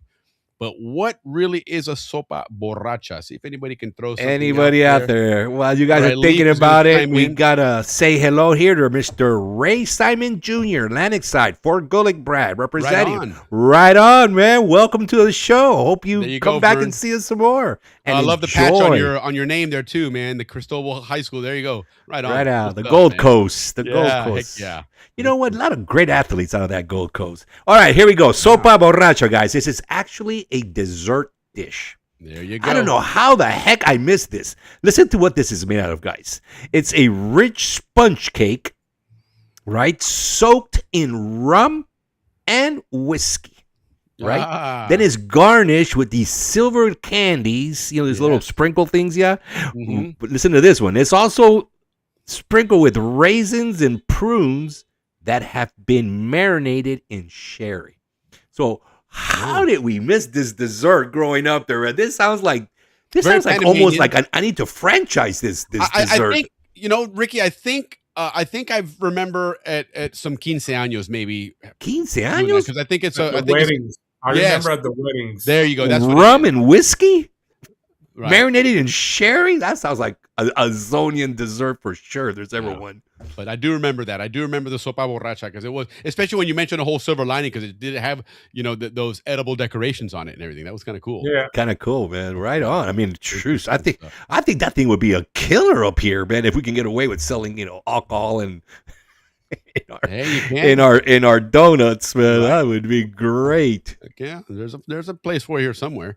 But now that I'm hungry and I'm starving and everything, I need to kind of switch gears a little because we still got a show to do here. So let's switch gears now. We're going to continue the nostalgia, the Panama history and information here, but we're going to go to where we really enjoyed this really special event in Panama that happened every year at this time of the year, and that was carnivals. That was just a fantastic time in Panama. So let's figure out what the whole carnival story was all about, different histories and whatnot on it. And Rodolfo, again, coincidentally joined us here. He's got a big history of the Canal Zone with Carnival, right in the heart of one of the, I guess you could call it the centerpieces of carnivals, right? Oh yeah, the OG of centerpieces. Yeah. See, that is where it started. But John Catanzaro went there a couple of times. Yep, in Las Tablas. Las Tablas, indeed. You had a great location. We were talking earlier before the show about, I mean, you were right in the, I mean, you're literally there. I mean, talk about ground zero. Yeah, you are ground zero. That's where I was at. Yeah, for sure. Yeah. Well, we're going to get into Las Tablas here in just a moment, but let's talk a little bit about the history before we go into Las Tablas specifically. So, according to the information here, and again, guys, I'm just basing this on what I've able to throw into that notebook LM, but 16th century Spanish origins began as a pre-Lenten celebration. That makes sense, right? Because we know that the whole carnival was, let your hair down, cut loose before you have to become pious and rigid for the upcoming Lent, celebration. 40 days, yeah. Yeah, right. Cultural melting pot. And that's true. That's something you definitely see in the carnivals, the different traditions that mix. There's some very elaborate costumes. There's some, those diablicos. There's just a lot of different things that are thrown out there that Mojadera. And it makes sense that it would be that cultural melting pot if we're talking about Panama, because we know that Panama has always been, because of being that crossroads. You do have so many cultures that have crossroads in Panama, right? Correct. Even in the American era, I've seen earlier on, before my time, there was even a Canal Zone carnival queen that was, part of the gig and stuff. So, the zone even involved themselves in the carnival celebrations much more formally than towards the end there.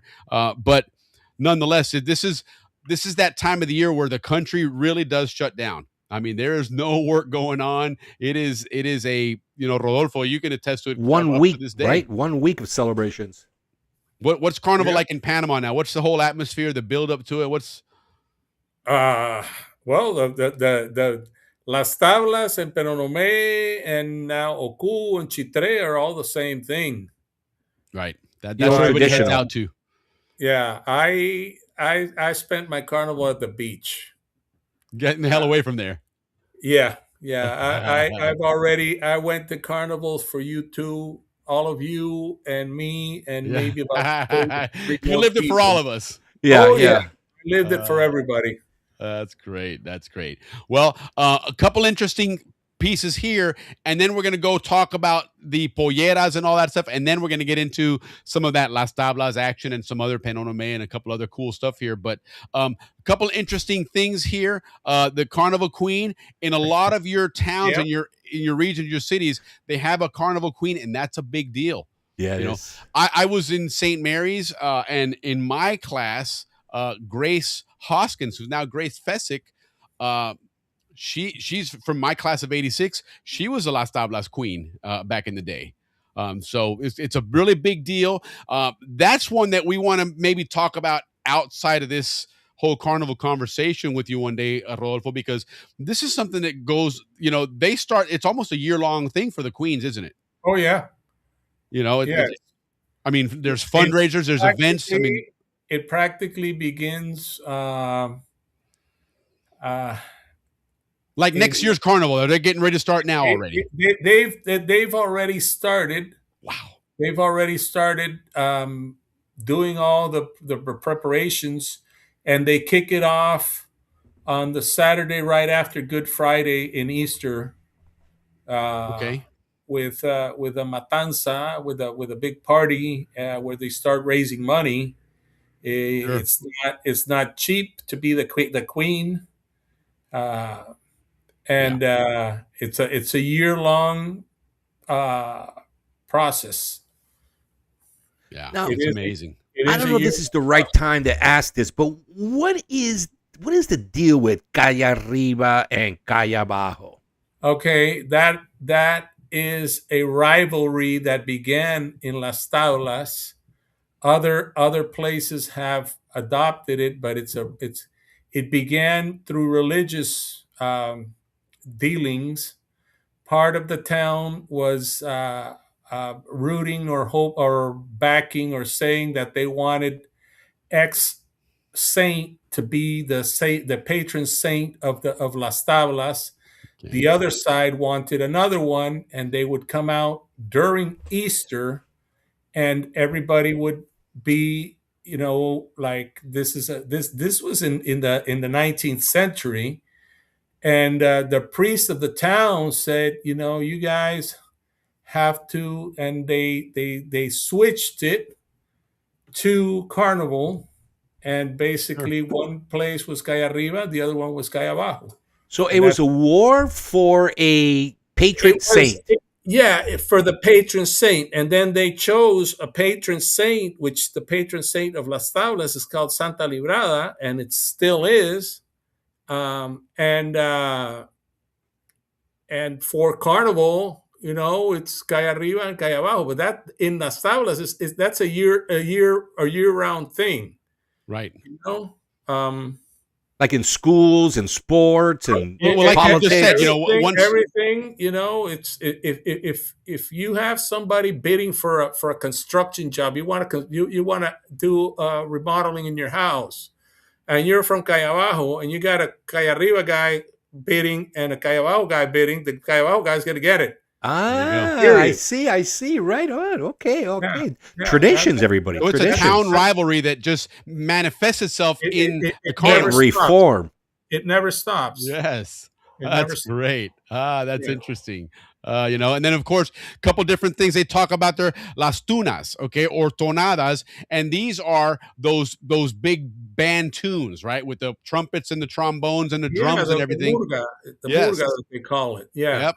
And there's actual songs. If you go onto YouTube, you look these up. You put in there Las Tablas Tunas, and you can see there's companies that'll put it out there, the actual songs with the lyrics, and it is, if you're part of that street, the tune, and you go out there and sing. Now, let me ask you this: do they meet in the middle somewhere, or do they all each do their own thing?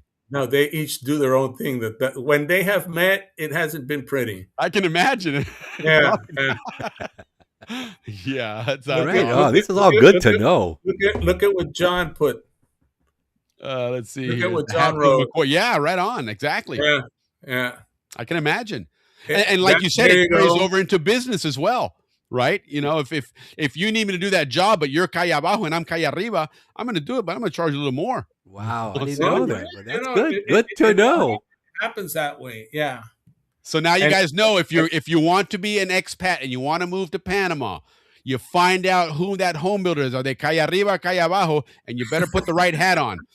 Otherwise, you're going to get ripped off, man.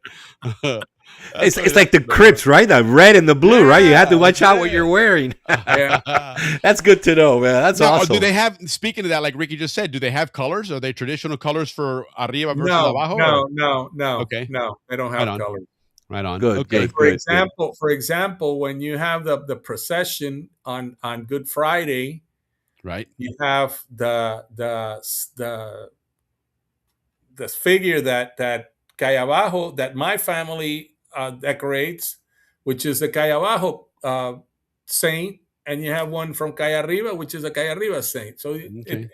even for religion, it's part of that.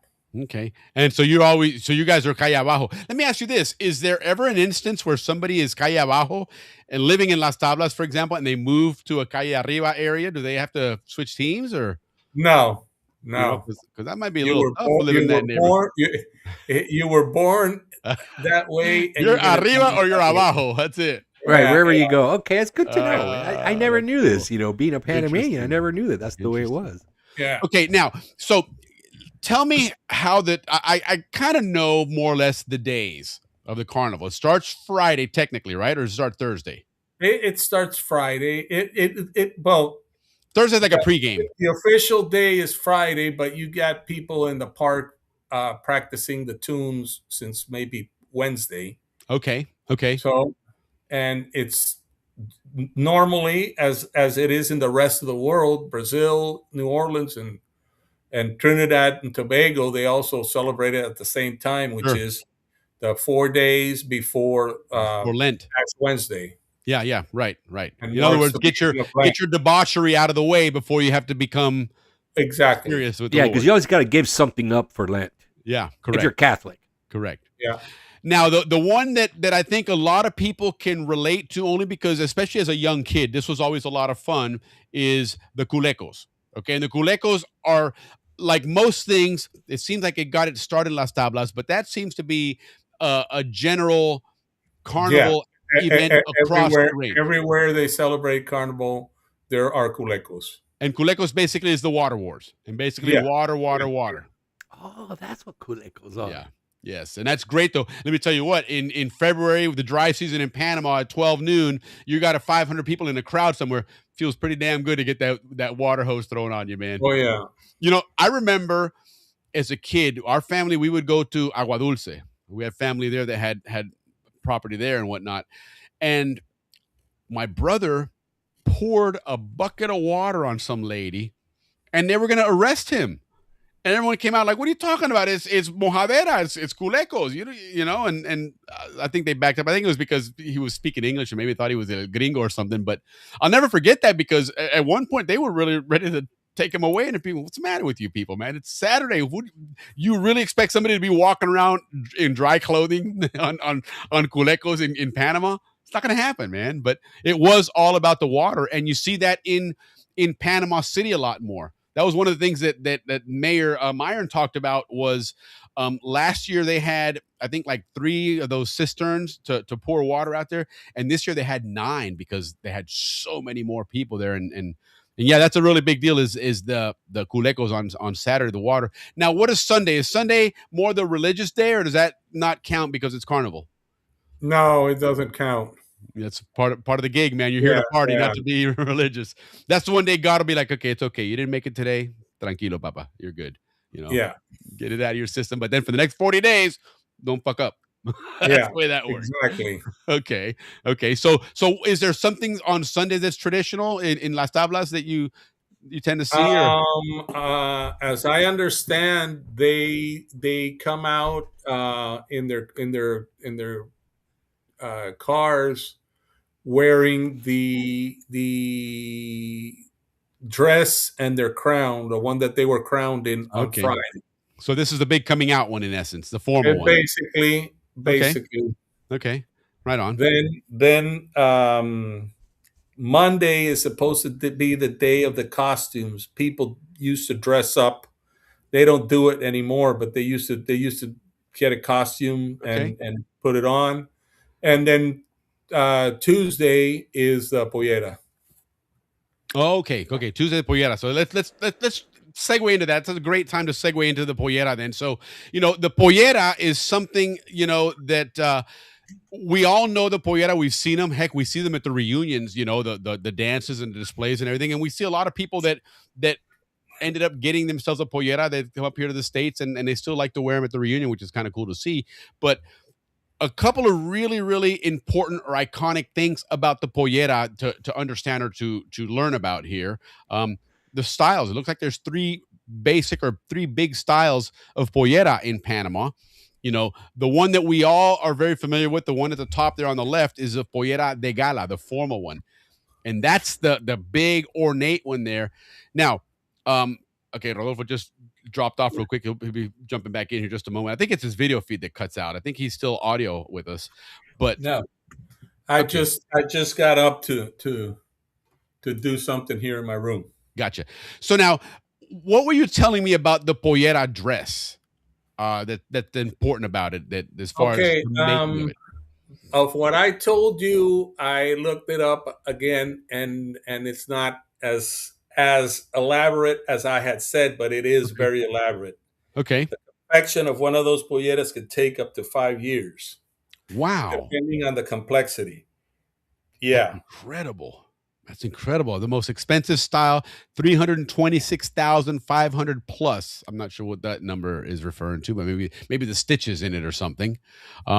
Featuring fine white linen, handmade lace, and gala de labor needlework. So that's probably what you're talking about. That's the design, the color design on each pollera is hand sewn. Wow. And yeah. That's incredible. So that's the pollera de gala. That's the formal one, the one that we've all come to see. If you ever see a poster of Panama and a lot of traditional posters when they show pollera, that's more than likely that's what you're going to see is that pollera de gala, or the formal one. But the other one that's also very common is the pollera montuna, right? And so that one is a country version, as it says here, representing mountain life, pairing a white blouse with a colorful floral zaraza, or a skirt. Yeah. Right? Yeah, and it doesn't have all the jewelry and the hair ornaments because they wear a hat. Yep, exactly. Yes. There you go. Feria Artesanía in Atlapa. Every year you can see how complex they are. Go for 10,000. Wow, that's amazing. I can imagine. That's true. I can imagine. So check it out. If you guys are in Panama and you want to check one of those out, the Feria Artesanía in Atlapa, you'll be able to see what that's all about and how they go about making everything. Kike Rodolfo on his staff, SCM. Yes, indeed. Great call. Yeah, absolutely. Thanks. We have to cultural liaison, perfect too. Heck yeah, no, indeed. I mean, you guys are a fountain of knowledge. And then, as we talked about with Panama being that crossroads, and a lot of different cultures and stuff going through. There's the Pollera Congo, the heritage one, which is more of that Afro-Panamanian or Afro-Antillean, as we like to say as well, and more along on the Atlantic side, your Cologne communities and things of that nature. And it almost looks like that one is a hybrid of the two other ones, right? It's got a little bit more of the formal shape to it, but still a little bit more, almost like a quilt work. Yeah, it's colorful. I don't know much about that one. Okay, Bocas, I imagine, would have that one as well. Yep, we're gonna have to get our Atlantic side correspondent Vern Couturier to get on that one, do a little bit of investigating on that. Him and maybe HB can help out with that as well. HB's quite the Canal Zone historian. But interesting things about the dress itself, the pollera dress. Now, going back to that formal one, right? Because the formal one, there is more to it than just the dress. There's obviously the headgear, the jewelry, and everything involved there. And so there's actually a meaning and a purpose behind it. It's not just throwing up some gold and some bling, as you would say it, right? There's a traditional ensemble, and it's called the 7-chain tradition. Okay, the tradition ensemble must include between 3 and 7 gold chains, often passed down through generations.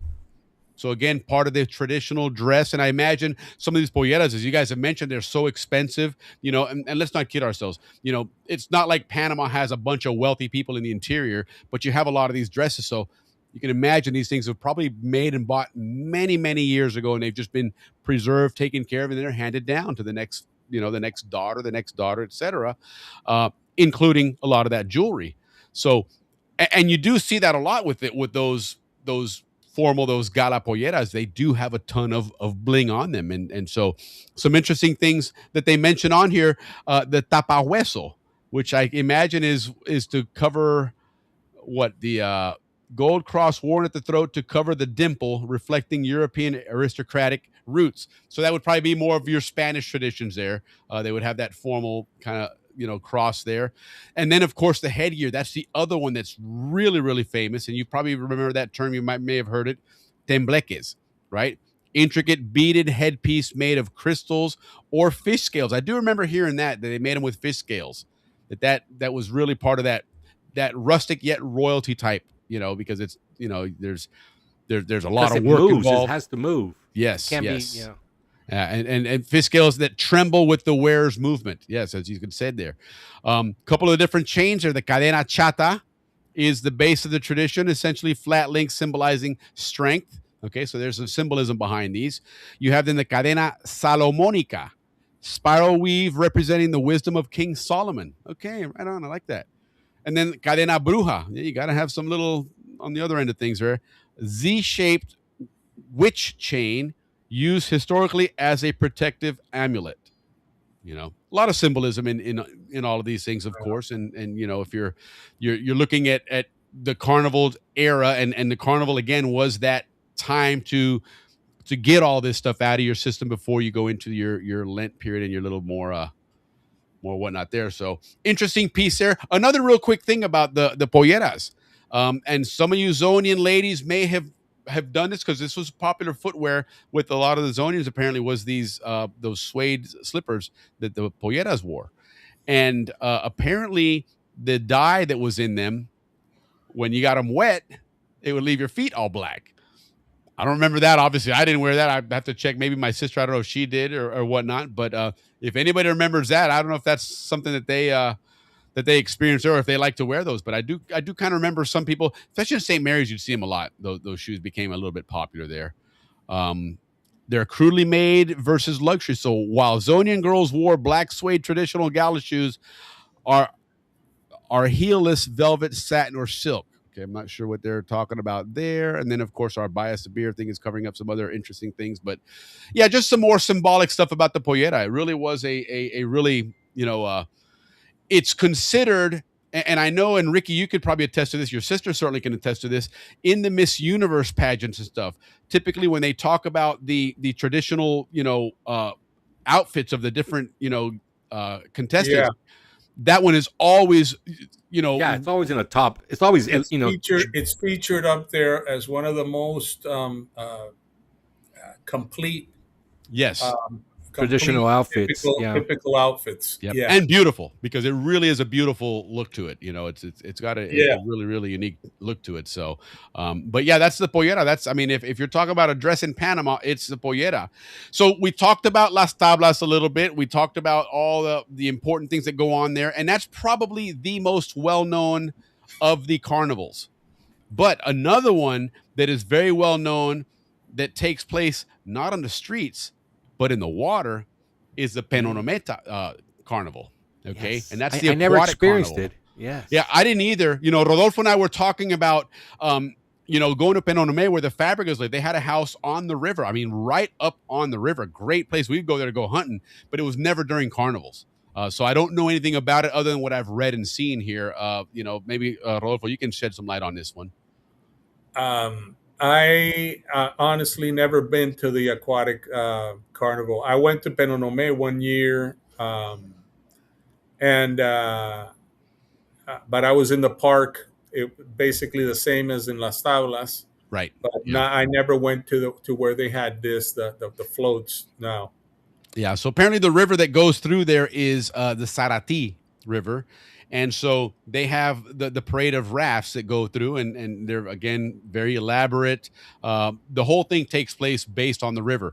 The river was the way of getting around in the interior in Panama, because you've even seen old pictures, from like Panama Vieja Escuela and things like that once you left the zone, Panama, up until probably the 1940s or 50s, Panama was very rural. Just across the country, it was very, very rural. So, yeah. A lot of these areas here, the river was their transportation, was their highway, was their means of making money. And so they celebrated it and they honored it with their carnival on there. But there's some cool stuff they mentioned on here. The dance of the Toro Guapo. I remember in Agua Dulce, they had something called a Vaca Loca. And these guys, they put this thing on it. They kind of wear it over their shoulders. The long wooden thing. I know that as a sickness, man. No, this one was it was you kind of wore it was long and wooden, and they put a skull of a cow on the front of it with horns, and it Yeah, would chase yeah. you around, and you just run like hell when you were a little kid, man, because I this see. thing scared the I've hell out of seen you. that. I've seen that in Parita, El Toro Loco. Yes, they have it in Yeah. Agua Dulce. They would have that one, but they got the comparsas and the aquarios. Sunday again, like you said, is Day of the Pollera, which seems to be across the board. The No, Sunday is but no, they have the Day of the Pollera on Sunday, but Las Tablas is on Tuesday. Okay, Yeah. interesting. Yep. So the Saturday was the river parade, a peasant trade for pageantry. Yeah, because again, that was their way that they got around. El Banario de Mendoza's. I'm not sure what that is, but this would be something interesting to look up. You know, it's not as well known as Las Tablas, but it is still one of the. The Balneario de Mendoza is a river right underneath Fabrica's house. Oh, okay. That's what it is. Yeah. You know what I remember about that place when we'd go down by the river there. They used to have the plecostomus, the suckerfish that you had to on your aquariums. Yeah. And dude, they were like 3 and 4 feet long, man. These things were humongous, man. I mean, you see them in a fish tank, you're like, wow, that's pretty big. And go to that river and look at them, man. They're massive, massive fish. And it's my understanding those were introduced to Panama. They weren't native to Panama. And they just you got that one. I don't know. Yeah, I'd be interested to find out about it. But anyhow, that's the Penonomé Carnival. A little bit certainly different than the one in Las Tablas. The last piece we're going to cover about carnivals here is, and this one is a little bit more the unknown here. Some of this we were going over it before the show, and we think it may or may not apply to Panama itself. But there is the final farewell. Again, the whole basis for the carnival is this is your chance to get it out of your system before it's time to be, again, more pious, more religious, and become closer to God in some way, shape, or form, because Easter's coming up, right? And so this is those 40 days of fasting, I guess, and whatnot. But what we're talking about here then is at the end of the carnival here is the fish. What's the whole fish thing going on here? And what have we heard about that or know or don't know about that? I don't know. Might as well be Penonomé. that wouldn't it's not Las Tablas. Okay. Yeah, no, Oku does that because as a kid, I my parents took us to Oku. And I remember that ritual, that burying the tuna was a big thing. But it's like really late at night. It's not like that's what I remember.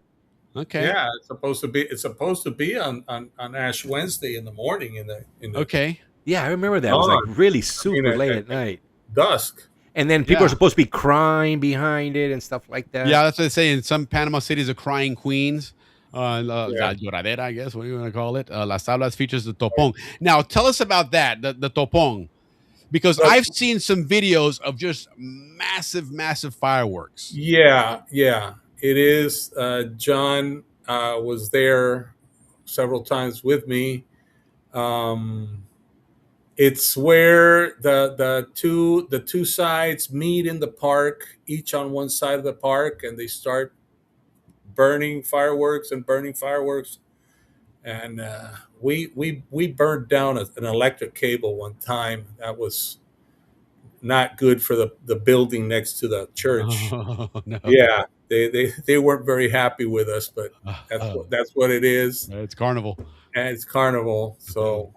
Yeah, John's throwing in and saying you stay up and party all night Tuesday. Like fire. The streets catch fire with all the paper, and it's it's very how do I say that? You got a lot of adrenaline on there. I can imagine. You gotta watch out because the guy that's next to you doesn't know what he's doing, and he's swinging the fireworks all over the place. Yeah. And I got burned one time, and well, that's how it is, man. It's part of the carnival experience. That's it. Yeah, part of the game. Yeah. So that then marks the end of carnival, and again, like we've seen, then Ash Wednesday, which just occurred just a couple of days ago. That's the official transition now, and like you mentioned here, in Las Tablas, especially the calle arriba, calle abajo, you have about a 40-day pause. And maybe that's time to maybe count their money and start planning and regrouping, because then right after Easter, start prepping for next carnival. It starts again. Yeah. That's pretty cool. I guess if you live there, it's probably fun. Yeah, it's probably part of the lifestyle, the fabric of those communities is to do all And that this is stuff. all funded by private money. The government has nothing to do with this Correct. funding. Is that correct? That's correct. Well, and that's part of what this whole year-long process is to do fundraising. It's to raise money for the 4 days. Yep. So, Las Tablas is by far the most recognizable carnivals in Panama, bar none. Panama City is not quite the same, and in fact, Panama City has really lost a lot of its, for lack of a better term, carnival fun until recently. Right. And recently things have started to change. Ricky and I talk about the mayor in Panama and all the things that he does to really, uplift the city and just change the whole look and feel and vibe of the city. We've seen what he's done with the Christmas parade, and the amazing things he's done about that. And I just happened to catch on YouTube today, and I don't know if it was done today or yesterday because obviously it had to be recent, but he sat down with somebody and they interviewed him all about the carnivals in Panama City, what's going on, what the future plans are. And so we got some cool information out of this. To me, I just found fascinating things that he was talking about. They had over 330,000 people in Panama City for the carnivals, which, and Rodolfo can attest to this. Obviously, it's not going to touch what Las Tablas does. That is, like Ricky says, the OG of carnivals. But that's the thing. It's two different things. Correct. It's comparing the World Series to the Super Bowl. If you don't have Calle Arriba and Calle Abajo, you don't have a rivalry. It's not the same thing. Correct. You're gonna have they don't even have the parades anymore. They just have the dances. That's all they had. Wow. But a lot of people attended. A lot of foreigners that were here in Panama attended those things, and they really did like it. And there was a lot of order. Yeah. And that's very important because you're safe to go there. And you're not going to get mugged, or you're not get or big fights. There was none of that. Yeah, I noticed that. And that's what he talked about. He said that one of the things he said, and he was very respectful in that he wasn't going to badmouth anybody or do any comparisons. But the one thing he did say was that any of the big fights and brawls that you may have seen on videos, none of them were in Panama City. They were in the interior. That Panama City really just did a stand-up job. I can vouch for that. He maintained order. Yeah. As it should be. And if you want to bring tourism here, you got to make it safe for them. Exactly. And that's what he's talking about doing. Exactly that. That's He's got some really grandiose plans, but as we've seen, his actions speak louder than his words do, because this guy does back up what he says he's going to do a lot of times. You've seen what he did recently with the beaches out there, right outside the city there. Yeah. And one of the things he's talking about, you see the two images there of Calle 50 and Central, which is, goes all the way out to Casco Viejo in that area there. If anybody has seen pictures or videos of the recent Christmas parades, one of the things that stood out was the amount of wires and cables going across the streets. You really couldn't even see a good image of the parade itself because it was just like that image shows on there. That's the way the streets are. And what he wants to do is turn it into, and he actually used the term Fifth Avenue. He goes, we want to make it like Fifth Avenue. He even referenced, and he used the Spanglish really well. He referenced the Thanksgiving parade in New York, and he goes, this is what we need to have here, is have these wide open, clean streets, big sidewalks. All the cabling is going to go underground in order to make this, that type of iconic parade. And to his point, they want to invest in this to make this something that brings in the international crowds, bring in more of the international artists and bands and singers and whatnot that are going to draw those crowds in. And he goes, we're not going to compete with the interior. The interior is where Panamanians go for their culture. It's like a more traditional. Yes. This is more like Rio de Janeiro, where they have the grandstands and That's then exactly right. And the people come down the middle. 100%. And that's what he's looking at doing this, but he's looking at technology, reserve your ticket ahead of time, use a QR code, scan it and get through, because the lines were very long for obvious reasons. And so, he wants to elevate the presence of Panama City as a go-to destination for carnivals, not just Rio and Trinidad and New Orleans, that Panama is one of those places as well, while still preserving the traditions in the interior, in Las Tablas and Oku and Penonomé and everything else. And so I think it's fantastic. I we talk about this guy a lot, and I sat through and watched that interview today, and this guy, he impressed me, man. He really is a go-getter. He's the future. He is a Panama City. You know what? And they tried to. There was a couple of people there that were trying to like act like that he had an opportunity or a possibility of being what's the word when he loses his election.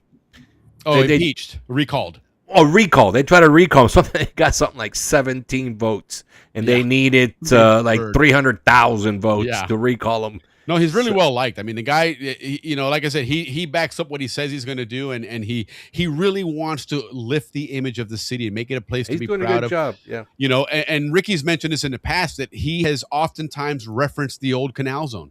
He says, why can't we have this looking like that, where everything mattered, the grass being cut, the garbage being picked up, the streets being maintained? Why can't that matter here like it did there? Correct. Now, Rodolfo, have you noticed Panama City a lot cleaner, a lot more organized? What's the deal that you're there? I'm there. I mainly notice traffic, and it's the same. That's what everybody says. Yeah. If I have to go, for example, to Tribunal Electoral where the cédulas are, and I have a meeting at 8, I got to leave my house at 6:30, 6:45. Because I don't know how long it's going to take me. Sure. Wow. Sure. And that would normally be like a 30-minute drive, right? 25-minute drive from. It may be a 20-minute drive. Yeah. Hour and a half. Without any traffic. So all the cleaning up, he's doing all that. It's hard to see because of the traffic. Understood. Yeah, and I do understand he's been doing a lot of stuff with the homeless also. Yes. That's a big project that he's a lot. Yeah, and that is something that's really needed, because there's a lot of old people that have nobody to take care of them, and I've seen. Now what happened with the beaches? Because I know like a few weeks ago they were out there in some of the. Is on the other side of Paitilla? Where's that at? No, they got a small beach that's in Casco Viejo. Okay. A lot of stand-up paddle people used to depart from there, but you can't go in the water. That water's contaminated. That's what I'm saying. Can go in and sit on the beach, and that's about it. All you can do, and that's what they were criticizing. Right. Speaking of beaches, another thing interesting that I just saw in the news a few days ago, that there's red flag warnings in Panama for sea snakes. I haven't seen anything. I haven't seen a couple of beaches. anything. They're closing them down, or they're Are sea snakes crocodiles? No, sea snakes. After the crocodiles I've seen in the ocean. No, if you go into Panama News and type in sea snakes, they're yellow and black ones. They're very, very poisonous, and they're saying do not go into water right now. They're getting a lot of them right now. Yeah, probably. Interesting. Interesting. It's the cold water that's coming in right now. So. Oh yeah, that makes sense. Yeah, that totally makes sense. But like I say, after the size of the crocodiles I've seen on the beaches, in the ocean, right? I just simply don't go in. Period. Yeah, no kidding.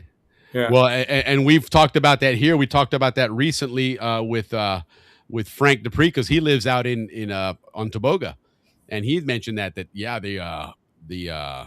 crocodiles are. I mean, they're monsters out there now. Yeah.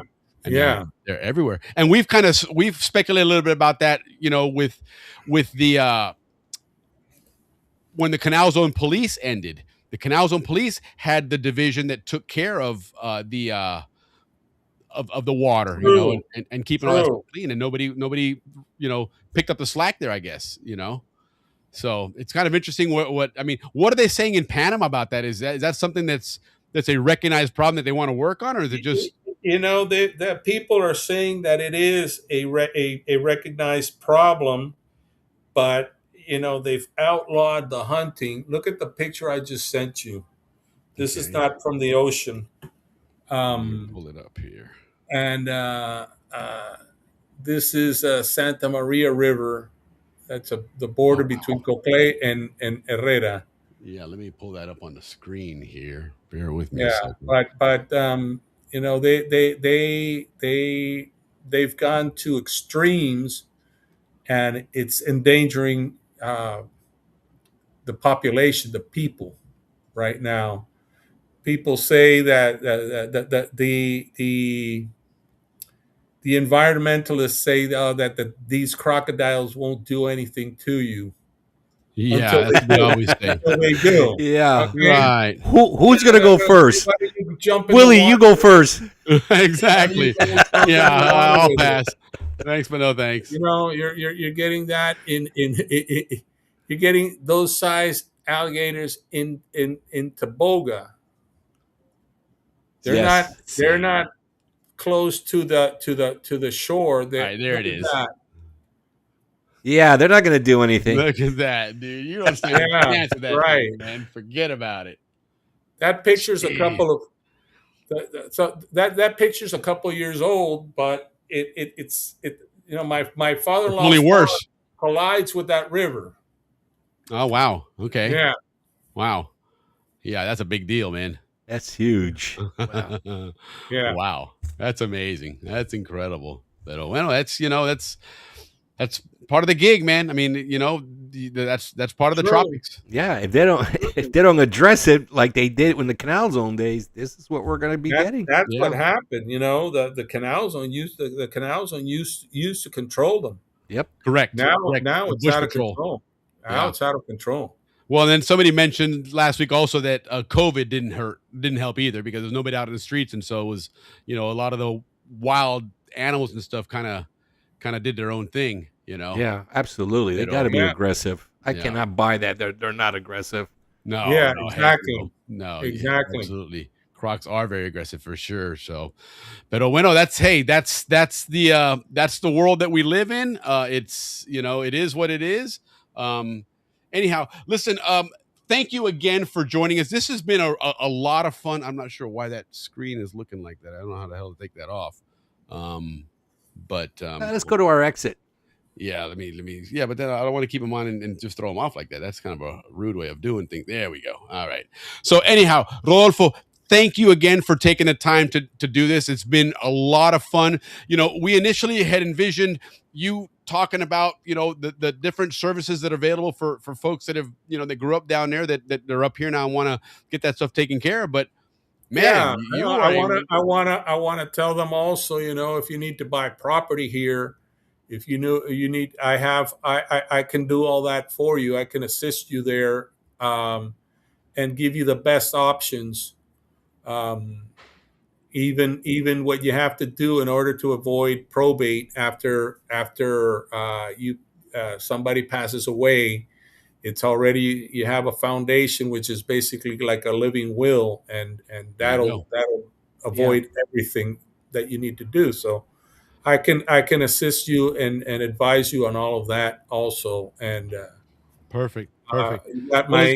You have my information, and I'm at your service. Absolutely. No. And again, guys, don't forget, if you want to write it down real quick, it's 507-6612-7746. That's his WhatsApp number. You can get a hold of him from anywhere in the world. And again, any information you need, get this stuff done. If you're class of 82 or even class of 87, Ralphie's class, those guys are going down there in next January as well. If you're looking at getting this stuff done, don't wait till the last minute. Yeah. Okay? Just drop me a line. I'll tell you what you need, and you have time to do it, and we can do it. Absolutely. If everything comes in on time, I can get it for you. Perfect. All right. Perfect. Awesome. Well, listen, Rodolfo, again, thank you for taking the time to do this. We learned a lot about carnivals and Las Tablas. Thank you for the invitation. I love participating. No, all right. We'll definitely have you on. Yeah, because you bring a lot of knowledge of the traditions that we like to inform our viewers of. No, and Thank you know you. what? Seriously, the let's work on a Panama Papers show. I think that'll Oh, be a for lot of sure. fun, a lot of good Oh, information there, yeah. and maybe clarify a lot of things like you mentioned that that we get a bad rap for that when it really and if wasn't. there's any Zonians involved, let us know. Yeah. Well, I don't see why not. Right. That's it. That's right. We're all about full I disclosure. just don't know them, but I don't see why not. Yeah, no, we want to know. This is a Zonian show. Yeah, indeed. Yeah. But anyway, listen, salud. Thank you so much again for spending the time with us. Have yourself a wonderful, wonderful weekend, and we will stay in touch. Yeah. Thank you. All right. Thank care, you very man. much. All righty, guys. Man, oh man, that was a lot of good stuff there, man. A lot of really cool information, Ricky. Like you're talking about, you're gonna get ready to retire here soon, and you want to know what are my options here? Yep. Medical, as far as your citizenship goes, as far as residency goes, and then of course you want to buy a house there. Okay, don't forget, if you're gonna buy a house anywhere near Las Tablas, figure out who you're buying from, whether they're calle arriba, calle abajo. Don't screw yourself by giving the wrong colors. Okay. Because it's important. They hold grudges there, apparently, man. So, but no, listen, if this was a lot of fun, learn some cool things about Carnival, learn some cool things about Carimañolas, learn some cool things about Sancocho even, right? So, what was the other one we learned? Ñame is not yams. Okay. Well, no, we're going to explore that. 'Cause Yeah, we are. We had about a 50-50 on whether it was or not. Yep. Don't forget, guys, next week is our end of the month. We're going to do a great recap show. We're going to try and maybe squeeze in a Spillway edition in there.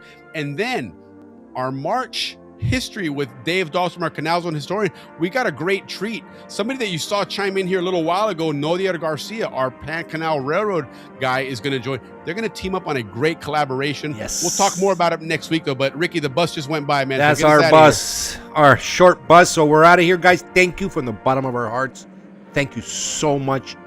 We'll see you next week. It is our 2 shows from our 2nd year anniversary. Salute, everybody. Have a great weekend. See you, Ricky.